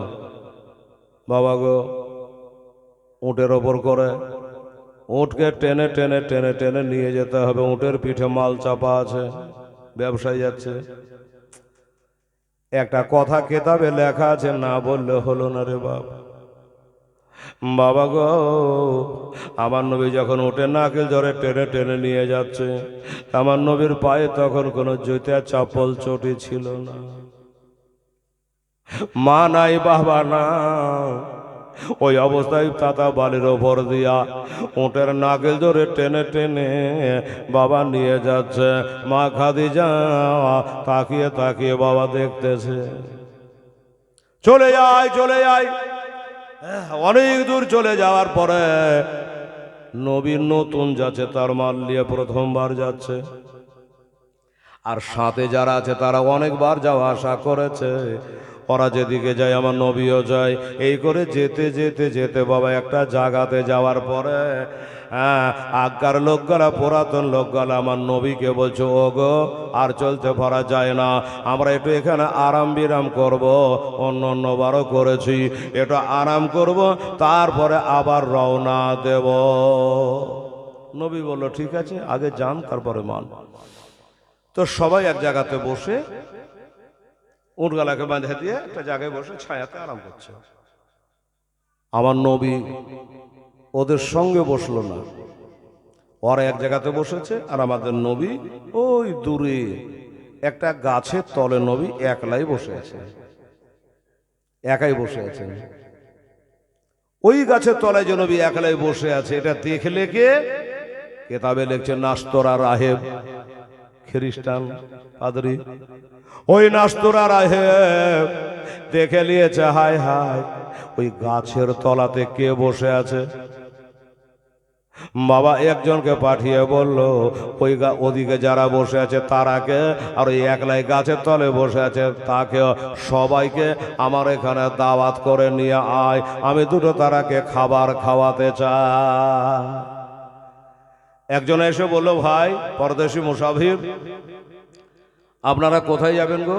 তো বলছে আমরা যাব মুলকে শাম, মা খাদিজার মাল নিয়ে। আচ্ছা ঠিক আছে, যাবেন, যান। ওই দেখেন সামনে গির্জা দেখা যাচ্ছে, ওইখানে আমাদের গির্জার মালিক আমাদের নাস্তরা রাহেব বলেছে, আপনারা যত লোক আছেন সকলের জিয়াফত থাকলো, আপনারা যাবার সময় জিয়াফত খাইয়ে দাওয়াত কবুল করে যাবেন। কি হলো, দাওয়াত কবুল করলেন তো? বলে হ্যাঁ। এইদিকে খাওয়া দাওয়া রেডি হয়ে গেছে, দাওয়াত কবুলও হয়ে গেছে, খাওয়া দাওয়া হলো। আমার নবীর গায়ে হাত বলিয়ে নাস্তরা রাহেব বলছে, এ বাবা, তোমরা তো এটা দিয়ে প্রায় বাণিজ্যে যাও, কোনোদিন তোমরাকে খাওয়াইনি, আজকে খাওয়া দাওয়া করালাম এই ছেলের কারণে। সুবহানাল্লাহ, নবীর কারণে। আচ্ছা এই ছেলেটা কে? বলে এটা আমাদের নতুন জয়েন করেছে আমাদের সঙ্গে, এর বেতন ডবল, বাবা নেই মা নেই কেউ নেই, এর নাম হলো মোহাম্মদ সাল্লাল্লাহু আলাইহি ওয়াসাল্লাম। তাই উনি নতুন ঢুকেছে, মা খাদিজার মাল নিয়ে আমরা একসঙ্গে যাচ্ছি। কোথায় যাবা? মুলকে শাম। বলল না, মুলকে শামে যাওয়া তোমাদের হবে না। এর আগে অনেকবার গেছে, আমি বাধা দিইনি, তবে আজকে বাধা দিই কেন জানো? এই যে ছেলেটা নতুন তোমরা জয়েন করিয়েছো, ডবল বেতনও দিয়েছো, ঠিক আছে, কিন্তু আসলে এই ছেলেটা হলো আখেরি নবী। এবার সুবহানাল্লাহ বলেন। এটা হলো শেষ জামানার নবী। আর এই নবীকে নিয়ে যদি যাও তো মুলকে শামের লোক কচু কাটা করবে, লাশ খুঁজে পাবা না, একে শহীদ করে দেবে, কতল করে দেবে। এরা তখন বলল যে আশ্চর্য খবর, এটা নবী, আপনি কি করে টের পেলেন, আপনি কি করে বুঝতে পারলেন? বলছে শোনো, এটা নবী কি করে বুঝতে পারলাম জানো? পড়তে জানো? এই দেখো ধর্মের কেতাবে লেখা আছে, আমাদের ধর্মের কেতাবে লেখা আছে, এই ছেলেটা তোমরা একদিকে বসেছিল, আর এই ছেলেটা আলাদা করে একটা গাছের তলে বসেছিল। বলে হ্যাঁ ছিল। কেতাবে লেখা আছে, আমাদের চোখে দেখা আছে, ওই গাছের তলে যদি কেহ গিয়া বসে সাথে সাথে রক্ত উঠে মরে যায়। কোন গাছ রে বাবা? ওই গাছের তলে তাবলিক যেই হোক না কেন, ওই গাছের তলে গেলে সে আর জিন্দা ঘুরে আসে না, মারা যায়, মারা যাবে। তবে আমাদের ধর্মের কেতাবে লেখা আছে, ওই গাছের তলে দুইটা ব্যক্তির অসুবিধা হবে না, দুইটা ব্যক্তি মরবে না। নাম কি? নামটাও লেখা আছে। সে দুইটা ব্যক্তিকে বলল, একটার নাম হলো হযরতে আলী, তার বাবার নাম হবে আবু তলেব। উনি যদি ওই গাছের তলে বসে যায় তাহলে কিন্তু মরবে না। আর একটা হলো, ওর নাম হবে মোহাম্মদ সাল্লাল্লাহু আলাইহি ওয়াসাল্লাম, বাবার নাম হবে আব্দুল্লাহ, মায়ের নাম হবে আমেনা। উনি যদি গাছের তলে চলে আসে তাহলে কিন্তু গাছে কোনো ক্ষতি করতে পারবে না, ওই জায়গায় কেউ মারা যাবে না। এটাই আমাদের ধর্মের কেতাবে লেখা আছে। এবার তোমরাকে জিজ্ঞাসা করি, আচ্ছা এই ছেলেটার বাপের নাম কি? আবু তালেব। বলল না। এই ছেলেটার নাম কি? হযরত আলী। বললেন না। তাহলে হযরত আলী যখন না, আবু তালেবের বেটা যখন না, তাহলে গ্যারেন্টি ইনি হলো শেষ নবী। যুক্তি। এই দুটা লোক মারা যাবে না, আলী আর নবী। তেরে যখন আলী নয় তাহলে নবী, হিসাব মিলে গেল। আর একটা কথা বলি শোনো, নবীর জামা খুলে কোনোদিন দেখেছো? বলে না। বলে নবীর এই সিনা, দুই সিনার মাঝখানে একটা স্টাম্প মারা আছে। ওই যে পেপারে মারে না স্টাম্প, এখানে স্টাম্প মারা আছে, মোহরে নবুয়তের ছাপ আছে। ওইখানে লেখা আছে লা ইলাহা ইল্লাল্লাহ মুহাম্মাদুর রাসূলুল্লাহ। বিশ্বাস যদি না হয় তো জামা তুলে দেখো। শোনো রে বাবা, ইনি হলো শেষ জামানার নবী। ইনি 40 বছর যখন বয়স হয়ে যাবে তখন ইসলাম ধর্ম, ইন্নাদ্দীনা ইনদাল্লাহিল ইসলাম, ইসলাম ধর্ম তখন চালু করবে। আমি সেই সময়তে বেঁচে থাকবো না। আমি যদি বেঁচে থাকতাম তাহলে জান দিয়ে, জীবন দিয়ে আমি তাকে সাহায্য করতাম। আমি হয়তো সেই সময় বেঁচে থাকবো না। শুনলা, বুঝলা? তাই হলো ইনি হলো শেষ জামানার নবী। তাই বাবা তোরাকে ব্যাঘাত্তা করে বলি, ইনাকে নিয়ে মুলুকের সামনে যেও না তোমরা, বরং একে অন্য জায়গাতে কেনা বেচা করে চলে যাওয়ার কথাটা মেনে নাও। লোকগুলো বললো যখন এত কথা খুলে খুলে কেতাব পড়ে পড়ে বুঝাইলো, হইতেও পারে। আর খাদিজাও বলেছে যে খুব সাবধানে নিয়ে যাবা, কোনো বেয়াদবি যেন না হয়। হ্যাঁ, তাহলে কি হবে? এইবারে বাবা আর ওই মুলকের সামনে গেলেন না, আর নবীকে কতল করতে পারলো না। পাঁজরে বুসরা শহর, আল্লাহর হুকুম, ওই বুসরা শহরে বাবা ব্যবসা বাণিজ্যের কাজ সমাপ্ত করলেন। আল্লাহর হুকুম বাবা, মুলকের সামনে যা লাভ হতো তার থেকে বেশি লাভ এখানেই হয়ে গেল। এবার ব্যবসা বাণিজ্য করে ঘুরে বাড়ি চলে আসছে। বাবু এদিকে লাইভই চলছে, ঠিক আছে। তো বেরাদারান ইসলাম সামিনে কেরাম, এবার বলছে ব্যবসা বাণিজ্য করে চলে আসছে। আস্তে আস্তে এখন কাফেলা তো মেলাই লোক আছে, তো একজনকে ডেকে বলে এক কাম করবে, যে মালিক হয় সে মালিকের একটা চিন্তা থাকে জানেন। ধরুন একটা এই রুটে একটা গাড়ি কিনেছিলেন, মারুতি হোক, টাটা সুমো হোক, বা আর কিছু হোক, একটা গাড়ি কিনে ছাড়লেন। ড্রাইভার বাবু গাড়ি নিয়ে যখন যাবে বহরমপুর, তো গাড়ির মালিক যদি বাড়িতে থাকে, ও আল্লাহ আল্লাহ করবে যে কোনো সময় হ্যালো বলে কোনো ক্ষতি না হয়। যতক্ষণ গাড়ি ঘুরে বাড়ি না আসে ততক্ষণ গাড়ির মালিকের একটা টেনশন থাকে, বুঝলেন? তো মা খাদিজা চিন্তা করছে হয়তোবা তোমরা এত লোক একসঙ্গে না দৌড়ে তুই একজনা আগাম যা, যে খাদিজাকে বলগা যে আমরা এই ঘটনা ঘটে গেছে, আমরা মুলকের সবে যাইনি, বুসরা শহরে কিনে বেচা করে সবাই আসছে, এই খবরটা তুই দেগা, তাহলে অন্তত মালিকটার মনে শান্তি হবে। আচ্ছা ঠিক আছে, একজনা আগাম চলে আসছে। ও বাবা, আর একটা কথা বলি, একদিন রাতের বেলাতে মা খাদিজা একটা স্বপ্ন দেখেছিল রে বাবা। মা বোনের গো, খাদিজা এর স্বপ্নটা জীবনে কোনোদিন দেখে নাই বাবা। এর স্বপ্ন দেখে যেন চোখের ঘুম হারিয়ে গেল। কি স্বপ্ন দেখেছে জানেন বাবা? আমার মায়ের আরে স্বপ্নখানা দেখে যেন আর ভাল লাগে না। ওইখানে একটা বড় মৌলানা, ওই বড় মৌলানা না বলে ওয়ারকাবির নভেল, খুব বড় মৌলানা, ওনার কাছে গেলেন। ওগো বড় মৌলানা, আমি আজকে রাতের বেলা একটা স্বপ্ন দেখেছি, এটা স্বপ্নের মানে কি হতে পারে? বড় মৌলানা ওয়ারকাবির নভেল বলল, খাদিজা কি স্বপ্ন দেখেছে একবার বলো দেখি।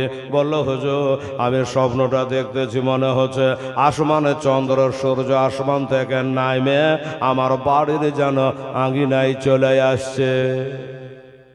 এই স্বপ্নটা দেখলাম কেন? ওর গাবে না ফের বড় মৌলানা উনি বলে, খাদেজা রে, তোর ভাগ্য ছাড়া ভাগ্য না রে খাদেজা, এত মজার স্বপ্ন দেখেছি রে খাদেজা। বলে, চাচা কেন গো?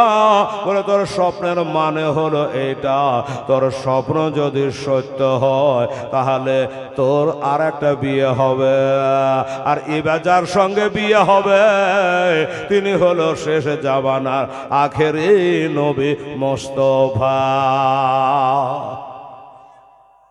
তোর স্বপ্নের মানে হলো যে আখেরি নবীর সাথে তোর বিয়ে হবে। আমি তোর বিয়ে করব বলে আমার ইচ্ছা নেই। কতজন বিয়ের পাইগাম দিয়েছে, আমি করিনি। হ্যাঁ, আর আপনি বলছেন আমার বিয়ে হবে বলে, হ্যাঁ বিয়ে হবে, তাও আবার নবীর সাথে। সুবহানাল্লাহ। খাদিজা বিয়ে করব না করেছিল বাবা গো। এবার যখন বলল তিনি আখেরের নবী, আবু তালেবের ভাতিজা মুহাম্মদ সাল্লাল্লাহু আলাইহি ওয়াসাল্লাম, ওনার সঙ্গে তোমার বিয়ে হবে, এটাই তোমার স্বপ্নের মানে। আসবারে চন্দ্র সূর্য তোমার বাড়িতে নেমে আসা, এটাই হলো তার মতলব। হাতে একটা চিরুনি লিয়া মা খাদিজা রাদিয়াল্লাহু তাআলা আনহা এবার বাবা ওই বালাখানাতে উঠে ঘরের ছাদে উঠে গিয়া মা খাদিজা আল্লাহ দেওয়া বাবা বড় বড় চুল মোবারক গালা ছিল বাবা, কেশ মোবারক গালা ছিল, ওই চিরুনিটাকে লিয়া এই চুলের ওপরে দিয়া বাবা চুল আছড়াচ্ছে, আর ওই ছাদের উপরে উঠে মা খাদিজা রাস্তার দিকে নজর করছে, রাস্তার দিকে তাকাচ্ছে যে আমার ওই কাফেলা আসছে কিনা। তাতে স্বপ্ন দেখেছে, মানে হয়ে গেছে এরকম। এই তাকাতে তাকাতে দেখছে যে একজনা দৌড়ে আসছে। এই লোকটা তো আমারই কাফেলার লোক, একাই আসছে, তার মানে কি? দেখা যাক। চলে আসলো। এই আর লোকজন কোথায়? তুই একা কেন? তখন বলল খাদিজা, এই ব্যাপার, আমাদের সঙ্গে ওই যে নতুন ছেলেটাকে দিয়েছেন মুহাম্মদ সাল্লাল্লাহু আলাইহি ওয়াসাল্লামকে, উনি নাকি আখেরি জামানার নবী। একজন রাহেব আমরাকে বিনা পয়সা পেট ভরে খানা খাইয়েছে এবং উনি কিতাব খুলে পড়ে দেখিয়েছে ইনি হলো শেষ জামানার নবী। আর উনি বলল ইনাকে নিয়ে যদি মুলকে শাম যাও তাহলে তোমরা ঘুরিয়ে আনতে পারবো না, তাকে শহীদ করে দেবে, কতল করে দেবে। তাই আমরা অত দূরে যাইনি। বুসরা শহরে কিনা বেচা করে সমস্ত কাফেলার লোক আসতেছে, আল্লাহ দিলে অন্য অন্য বার থেকে এবার লাভ লাফাও আল্লাহ খুব দিয়েছে। এই খবরটা দেওয়ার জন্য আমি একাই আগাম আপনার কাছে চলে এসেছি। খাদিজা বলল, এদিকে স্বপ্নে দেখলাম ইনি আখেরি নবী, আর এরাও শুনে আসলো আখেরি নবী, কথায় কথায় মেল হয়ে গেল। বাবা গো, এবার খাদিজা ছাদের উপর উঠে বাবা তাকিয়ে তাকিয়ে দেখতেছে একটা কাফেলা চলে আসতেছে। আমার নবী মুস্তাফা, আমার মা বোনেরা কান করে শুন মা, আমার কাফেলাটা চলে আসছে মা, ওই দলে কিন্তু আমার নবীও রয়েছে। এবার নবী যখন চলে, এত রোদ্রের পোকার আর বলা যাবে না, এত রোদ্রের তাপ আমার নবীকে জানে রোদ না লাগে, তাই একটা সাদা রঙের আভা আমার নবীর মাথার উপরে ছায়া করে করে আমার নবী যখন চলে ওই মাথার উপরে আভাটাও জানে হাঁটে, আর আমার নবীকে ছায়া করে করে আনতেছে। মেঘে নবীকে ছায়া করে করে নিয়ে আসছে। চলে আসলো। খাদিজা, এলাও, তোমার মালপাতি সব বুঝে লাও, আমার বেতন দাও। গায়ের ঘাম শুকাবার আগেই বলে না যে আমার বেতন দিয়ে দাও, তোমার মাল সব বুঝে লাও, এ লাভ হয়েছে, এটা হয়েছে, ওটা যত কথা বলে দিল। সমস্ত মাল পাতির হিসাব লিখার মা খাদিজাকে বুঝিয়ে দিয়ে বলে, তো এবার আমার বেতনটা দাও, বাড়ি যাবো। খাদিজা বেতনও ডবল দিল, কথা ছিল ডবল দেওয়ার, ডবল দিয়ে দিয়েছে বাবা। নবী বাড়ি যাবে। খাদিজা বলছো না গো, হেঁটে হেঁটে বাড়ি যাবেন, এটা হয়? আপনার ব্যবহারে আমি খুশি হয়েছে, আপনার প্রেমে আমি পাগল হয়েছে। এই যে যে উটটা নিয়ে আপনি বাণিজ্যে গেছিলেন, ব্যবসায় গেছিলেন, বেতন তো আপনাকে ডবল দেওয়ার কথা দিয়ে দিলাম, এ উটটাও আপনাকে আমি আপনার ব্যবহার দেখে আমি দিয়ে দিলাম। ইন্নাকালা কলুকের আদে, আমার নবীর ব্যবহার দেখে বাবা মা খাদিজা বেতনও দিল আর উটটাও দিল। এবার নবী বাড়ি যাবে। যখন নবী বাড়ি যাবে বাবা খাদিজাতুল কুবরা রাদিয়াল্লাহু তাআলা আনহা এবার একটা কথা বলল, ওগো আল আমিন, আমাকে যদি অভয় দাও, বলার শক্তি দাও, তবে একটা কথা বলবো। বলল কি? খাদিজা আমার নবীকে ডাইরেক্ট বলে দিল, গো মুহাম্মদ, আমি তোমাকে ভালোবেসে ফেলেছে, আমি তোমাকে বিয়ে করতে চাই, আমি তোমাকে বিয়ে করতে চাই, মনে প্রাণে ভালোবেসেছি তোমার ব্যবহার দেখে। আমার নবী বলে, খাদিজা গো, আমার বাড়ি নাই, গাড়ি নাই, এয়ার কন্ডিশন কামরা নাই, চাকর নাই, বাকর নাই, আর তুমি আমাকে বিয়ে করবা কি দেখে? বলে, তোমার টাকা নাই, পয়সা নাই, হ্যাঁ কিছু নাই, দেড়হাম নাই, দেনার নাই, এগুলা যে সবই আমার আছে, কেবল নাই একটা মাথার ছাতা। আমার বাবা নাই, মা নাই, আমার স্বামী নাই, আমার গার্জেন কেহ নাই, আমার সব কিছু আছে গো, বলুন আপনি আমাকে বিয়ে করবেন কি না? তখন খাদিজার বয়স হলো 40 বছর। খাদিজার বয়স 40 বছর, আর আমার নবীর বয়স হলো মাত্র 25 বছর, টকবগিয়া যুবক। তো নবী বললেন, খাদিজা শোনো, আমার বাবা মা নাই, ঠিক আছে, তুমি আমাকে বিয়ে করতে চাইলা, নিজের মুখে বললা, কিন্তু আমি তোমাকে এখন কথা দিতে পারছি না। কেন? বলে, আমার চাচা আবু তালেব আছে, তুমি যদি সত্যি ভালোবেসে থাকো আমাকে বিয়ে করো, তাহলে আমার চাচা আবু তালেবকে বলতে হবে, আমার আবু চাচা, আমার মাথা চাচা এখন বর্তমানে আবু তালেব, ওনার কাছে খবর করতে হবে, আমি বিয়ের কথা দিতে পারবো না। চললাম। এই কথা বলে নবীজি বেতন নিয়ে ওই উঠে করে বাবা বাড়ির দিকে চলে যাচ্ছে। একটা কথা বলে মা বোনের আগে, আর একটু হলে আবু তালেবের বাড়ি, আমার নবী নিজের বাড়ি ঢুকে যাবে বাবা। ওই বেতনের টাকাগুলা আমার নবী পকেট থেকে বাবা হাত ভরে বার করছে, একবার করে দেখছে, চোখ দিয়ে ঝরঝর করে পানি ঝরছে, আবার টাকাটা পকেটে ভরে দিচ্ছে, চোখের পানি মুছে ফেলছে, আবার কি যে মনে হচ্ছে জানি না, আমার নবী আবার পকেটে হাত ভরে টাকাগুলাকে বার করছে, আর একটু করে দেখছে আর কাঁদছে। কেন কাঁদছে জানেন? বলে দিয়ে আপনারাকে, মা বোনেরা রে, এই টাকাগুলা দেখছেন, নবী কাঁদছেন কেন জানেন?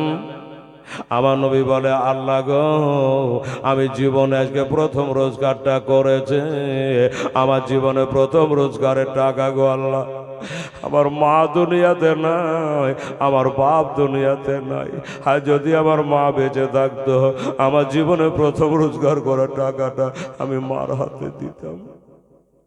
মা আমার গায়ে হাত বোলাতো, কত দোয়া করতো, আমার বাপ যদি বেঁচে থাকতো, আমার জীবনে প্রথম রোজগার করার ডবল বেতনের টাকা আমার বাপকে দিতাম, বাপ আমার কত খুশি হতো।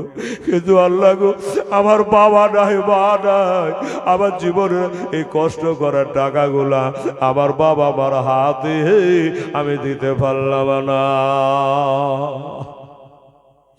এই কথাটা আমার নবীর মনে গাইছে। তাই নবী টাকাগুলোকে দেখছেন, পকেটে ভরছেন, আর কাঁদছেন, চলে যাচ্ছেন। বাড়ির কাছাকাছি হলো, নবীজি আমার চোখের পানিগুলাকে মুছে ফেলে, চাচা জানে জানতে না পারে, চোখের পানি মুছে দিয়ে বাড়ি গেল। চাচা গো, এই দেখেন কতটি টাকা রোজগার করেছে, টাকাগুলা ঝনঝন করে চাচার কাছে ঢেলে দিল। চাচা টাকাগুলা দেখছে, মনে মনে ভাবছে, আল্লাহ, এই তোমার ভাতিজা লাইনে দাঁড়িয়ে গেছে, রোজগার করার রাস্তা জেনে গেছে, এবার একটা ভালো মেয়ে দেখে আমার ভাতিজার বিয়ে দিতে হবে। কিন্তু আমার নবী কিন্তু এই কথাটা বলছেন না চাচা, ওই খাদিজা কিন্তু আমাকে ডাইরেক্ট বিবাহের প্রস্তাব দিয়েছে। এ কথা কি আর চাচাকে বলা যায়? আপনি জানতে পারবেন, এটা কিন্তু বললেন না। এবার হযরতে খাদিজা ওই যে বাড়ির বাঁধি নাফিসা বলছিলাম না, ওই নাফিসাকে বলছে, নাফিসা রে, আমার তো জীবনে মেলা কাম করে দিয়েছিস, তো একটা কাজ করে দে। বললো কি কাজ বলুন? বলল একটু আবু তালেবের কাছে যেত, যে তুই বলগা তো ওনার ভাতিজা মোহাম্মদ সাল্লাল্লাহু আলাইহি ওয়াসাল্লামের সাথে আমার বিয়ে দেবে কিনা এটা জেনে চলে। নাফিসা বলছেন জোড়হাত, আমাকে মাফ করেন, আমি এটা পারবো না। কেন পারবি না? হিংসা হয়েছে? বলে না। কেন পারবি না? বলে কি করে পারবো, একটা সামঞ্জস্য বলে জিনিস আছে। আপনার বয়স হলো 40 বছর, আর আপনি যাকে বিয়ে করতে চাইছেন তার বয়স হলো মাত্র 1 কোটি 5 মানে 25 বছর। হ্যাঁ, আমি যে যদি বলি, তাছাড়া আর একটা কথা, আপনার একবার না দুবার বিয়ে হয়েছিল, 4টা সন্তান হয়েছিল, আর আপনি যাকে বিয়ে করে সেটা আইব ছেলে। আমি যাব, আর যখন জানতে পারবে তো আমাকে এই আবু তালেব হয়তো বাঁধবে, ছাড়বে না। বিহা লাগা জায়গা বসলে, হ্যাঁ, আমার ভাতিজার চেহারা দেখে আসমানে চাঁদ লজ্জা পায়। আর তুই একটা 2বার বিবাহ হওয়া, 4টা ছেলের মা, 40 বছর বয়স্কা ওই নারীর সঙ্গে আমার ভাতিজার বিহার প্রস্তাব এনেছিস, আমাকে হয়তো অ্যারেস্টই করে নিতে পারে। এটা একটা যুক্তি, আমি ওই জন্য পারবো না। আর একটু জানারে আমার লাগে একটু কষ্ট করনারে। নাফিসা বলছে লজ্জাও লাগছে, বারবার বলছে কি করা যায়। তো শোনো, আমি যাব ঠিকই, কিন্তু আবু তালেবকে বলতে পারবো না। আবু তালেবকে দেখে বড় ডর লাগে, আমি বলতে পারবো না। কাকে বলবে? বলে আবু তালেব হলো নবীর চাচা, যাকে তুমি বিয়ে করবা তার চাচা। তো ওই নবীর একটা ফুপু আছে, ফুপুটার নাম হলো সুফিয়া, আব্দুল মুত্তালিবের বেটি জুবাইরের মা। তো ওই সুফিয়ার সামনে গিয়ে আমি কথাটা তুলে ধরবো, কারণ সে একটা মেয়ে মানুষ, তুমি একটা মেয়ে, আমি একটা মেয়ে মানুষ, কোন রকম বলা যাবে। আবু তালেবকে বলতে পারবো না। আচ্ছা ঠিক আছে, যা, কপালে যদি লেখা থাকে ঠিক লেগে যাবে, যা তাই কর। গেল, নবীর ফুপুর কাছে গেল, সুফিয়ার কাছে গেল। সুফিয়া, তোমাদের এটা ভাতিজা আছে আল আমিন বলে সবাই ডাকে, সত্যবাদী বলে ডাকে, তার তো বয়স মোটামুটি ভালোই হয়েছে, বিয়ের উপযুক্ত হয়ে গেছে, 25 বছর হয়ে গেছে। তো তোমার ওই ভাতিজাটার বিয়ে শাদী দিবা না? তো বলছে দেখ, বিয়ে দিব, কিন্তু আমার ভাইদের দায়িত্ব আছে। তো হ্যাঁ রে, মেয়ে কে রে? তো বললো আর বলো না, কিছু মনে করো না বহিন, ওই খাদিজা নিজে তোমার ভাতিজাকে পছন্দ করে নিয়েছে, তোর মারলে ব্যবসা করতে গেছিল, তার ব্যবহারে খুশি হয়ে তাকে বিয়ে করতে চাইছে। তা আবু তালেবকে বলতে বলেছিল, আমি ভয় ডরও বলি নাই। তো তুমি তোমার ভাইদের সঙ্গে আলোচনা করো, হলে একটা দিনক্ষণ করে বিয়েটা সমাপ্তি করো। বললো ঠিক আছে, তুই যা, আমি বাড়ি যাব। বাড়ি যাওয়ার পরে আমার ভাইদের সঙ্গে আলোচনা করব। নাফিসা বলে আপনার চলে গেল। তখন এই নবীর ফুপু সুফিয়া উনি গেলেন বাবা ভাইদের বাড়ি বেড়াতে। বাপ নাই মানে, ভাইরা আছে, ভাবিরা আছে, যা একটু ঘুরে আসি। হ্যাঁ, বিবাহের কথাটাও বলা যাবে। আসলো, বোনকে নিয়ে 4 ভাইরা সব বসলো, কথাবার্তা হলো, ভাই বহিন মিলে জলে, যে হ্যাঁ গো আমাদের এতিম ভাতিজাটা বড় হয়েছে, একটা বিয়া শাদীটা দেওয়া দরকার। তো বলে দেখ না রে বহিন, একটা ভালো মেয়ে দেখ না, আমরাই তাদের বাপ মা বিয়ে শাদী দিতে হবে। তখন নাফিসা একে বলে, সুফিয়া বলে বললো, ভাই একটা মেয়ের খবর আছে। হ্যাঁ, একটা মেয়ের খবর আছে, সেই খবরটা দেওয়ার জন্য আমি এসেছি। কি খবর? মেয়েটাকে বাবা গো, বলে ওই মেয়েটা হলো হযরতে খাদিজাতুল কুবরা রাদিয়াল্লাহু তাআলা আনহা। সর্বনা মেয়েটার বয়স 40 বছর হতে পারে, কিন্তু মেয়েটা টাকা পয়সা, জমি জায়গা, বাগ বাগিচা কোনো জিনিসের কমে নাই। ওই নাফিসা আমাকে বলে গেছে, আপনাদের বলার জন্য আসতে পারে নাই, আমাকে বলেছে। তাই ভাইয়েরা তোমরা মনস্থ করো, তোমরা যুক্তি করো। ভাইয়েরা বসে যুক্তি করে নিল। ভাইরা বসে যুক্তি করলো যে তাই তো রে, এমন বউ পাওয়া যাবে না, বয়সটা একটু বেশি। কিন্তু একটা কথা বলি দাদা, এ মা সোনারা, মা খাদিজার বয়স 40 হতে পারে, 4টা ছেলের মা হতে পারে, 2টা স্বামী হারা বিধবা হতে পারে। আল্লাহর কসম, যারা জানতো তারাই জানতো, কিন্তু যারা জানতো না একবার নতুন দেখতো তো মনে হতো আল্লাহ আল্লাহ, এত সুন্দর করে হাতের পায়ের চেহারার গঠন করে আমার আল্লাহ সৃষ্টি করেছেন মা খাদিজাকে। মনে হচ্ছে, দেখে মনে হতো একটা 16 বছরের অবিবাহিতা ফুটফুটে একটা যুবতী। সুবহানাল্লাহ, এত সুন্দর করে আল্লাহ তাআলা খাদিজাতুল কুবরাকে বানিয়েছে বাবা। তো বলে যাকে একটু বয়সের দিকে দেখে লাভ নাই। চাচারা রাজি হয়ে গেল। এবার চাচাকে রাজি হয়ে গিয়ে উভয় পক্ষ একটা কথাবার্তা করে একটা দিনক্ষণ করে আমার মা খাদিজাতুল কুবরা রাদিয়াল্লাহু তাআলা আনহার 40 বছর বয়সে, আমার নবীর 25 বছর বয়সে এবার বিবাহের আয়োজন হলো। বলবেন হেলাল, বিয়ে তো হলো, বিয়েটার খুতবাকে বললো। আচ্ছা একটা কথা বলি, এই বাবা, বিয়ে মেয়েদের তরফ থেকে একজন উকিল লাগে, লাগে না বাবা? উকিল বাবা, একজন উকিল লাগে। ছেলের তরফ থেকে 2টো সাক্ষী লাগে। তো ছেলের তরফ থেকে আমার নবী চাচা আমির হামজা আর জনাব আবু তালেব সাক্ষী হয়ে গেল। আর মা খাদিজার বাবা তো নেই, তার চাচা উমার বলে একটা চাচা ছিল, তিনি উকালাতি করলো। 400 মেশকার চাঁদি মোহরানা বেঁধে হযরত ইব্রাহিম আলাইহিস সালামের দিনের উপরে, দিন হানিফের উপরে বাবা তাদের বিবাহ সমাপ্ত করা হলো। একবার বলুন আলহামদুলিল্লাহ। এবার প্রথম বিয়ে হলো বাবা। যখন বিয়ে হয়ে গেল, এলাকাতে সবাই খবর হয়ে গেল যে আজকে খাদিজা বিয়ে করব না করব না, করতে করতে করতে করতে বিয়ে করলো। এমন জায়গায় বিয়ে করলো যার বাড়ি নাই, যার গাড়ি নাই, যার টাকা নাই, যার পয়সা নাই, কিছু নাই। এই বলে বাবা সবাই ঠাট্টা বিদ্রুপ করতে লাগলো। কে কি করছে দেখার আবার নাই। খাদিজা সব কিছু আমার নবীকে সঁপে দিয়েছিল। আমার নবী বলে, খাদিজা রে, তোমার টাকা পয়সা যা কিছু আছে সব আমার পায়ের তলে জমা করে দিতে হবে, আমি যা খুশি করব। খাদিজা বলে, স্বামী গো, আমার টাকা পয়সা শুধু নয়, আমার জীবন জৈবন আমি সব আপনাকে আজ সঁপে দিলাম, সব আপনাকে দিলাম, আমার বলতে থাকলো না। এবার আমার নবী মা খাদিজার যত মাল, ওই মালগুলাকে নিয়ে বাবা এবার 2 হাতে তিনি বাবা দান করতে লাগলো। আর কোরআনে বলেছে, লান তানালু বিররা হাত্তা তুনফিকু মিম্মা তুহিব্বু, তোমরা যেটা দিবা এটা জানে মহব্বতের বস্তু হয়, সেটা যেন মহব্বতের বস্তু হয়। আমার ভাইরা, আমার বাবারা, আজকে মা খাদিজার সঙ্গে নবীজির বিয়ে হলো, সংসার চালু হলো। একটা কথা আপনারাকে একটু বলি, কারণ এখন 11:30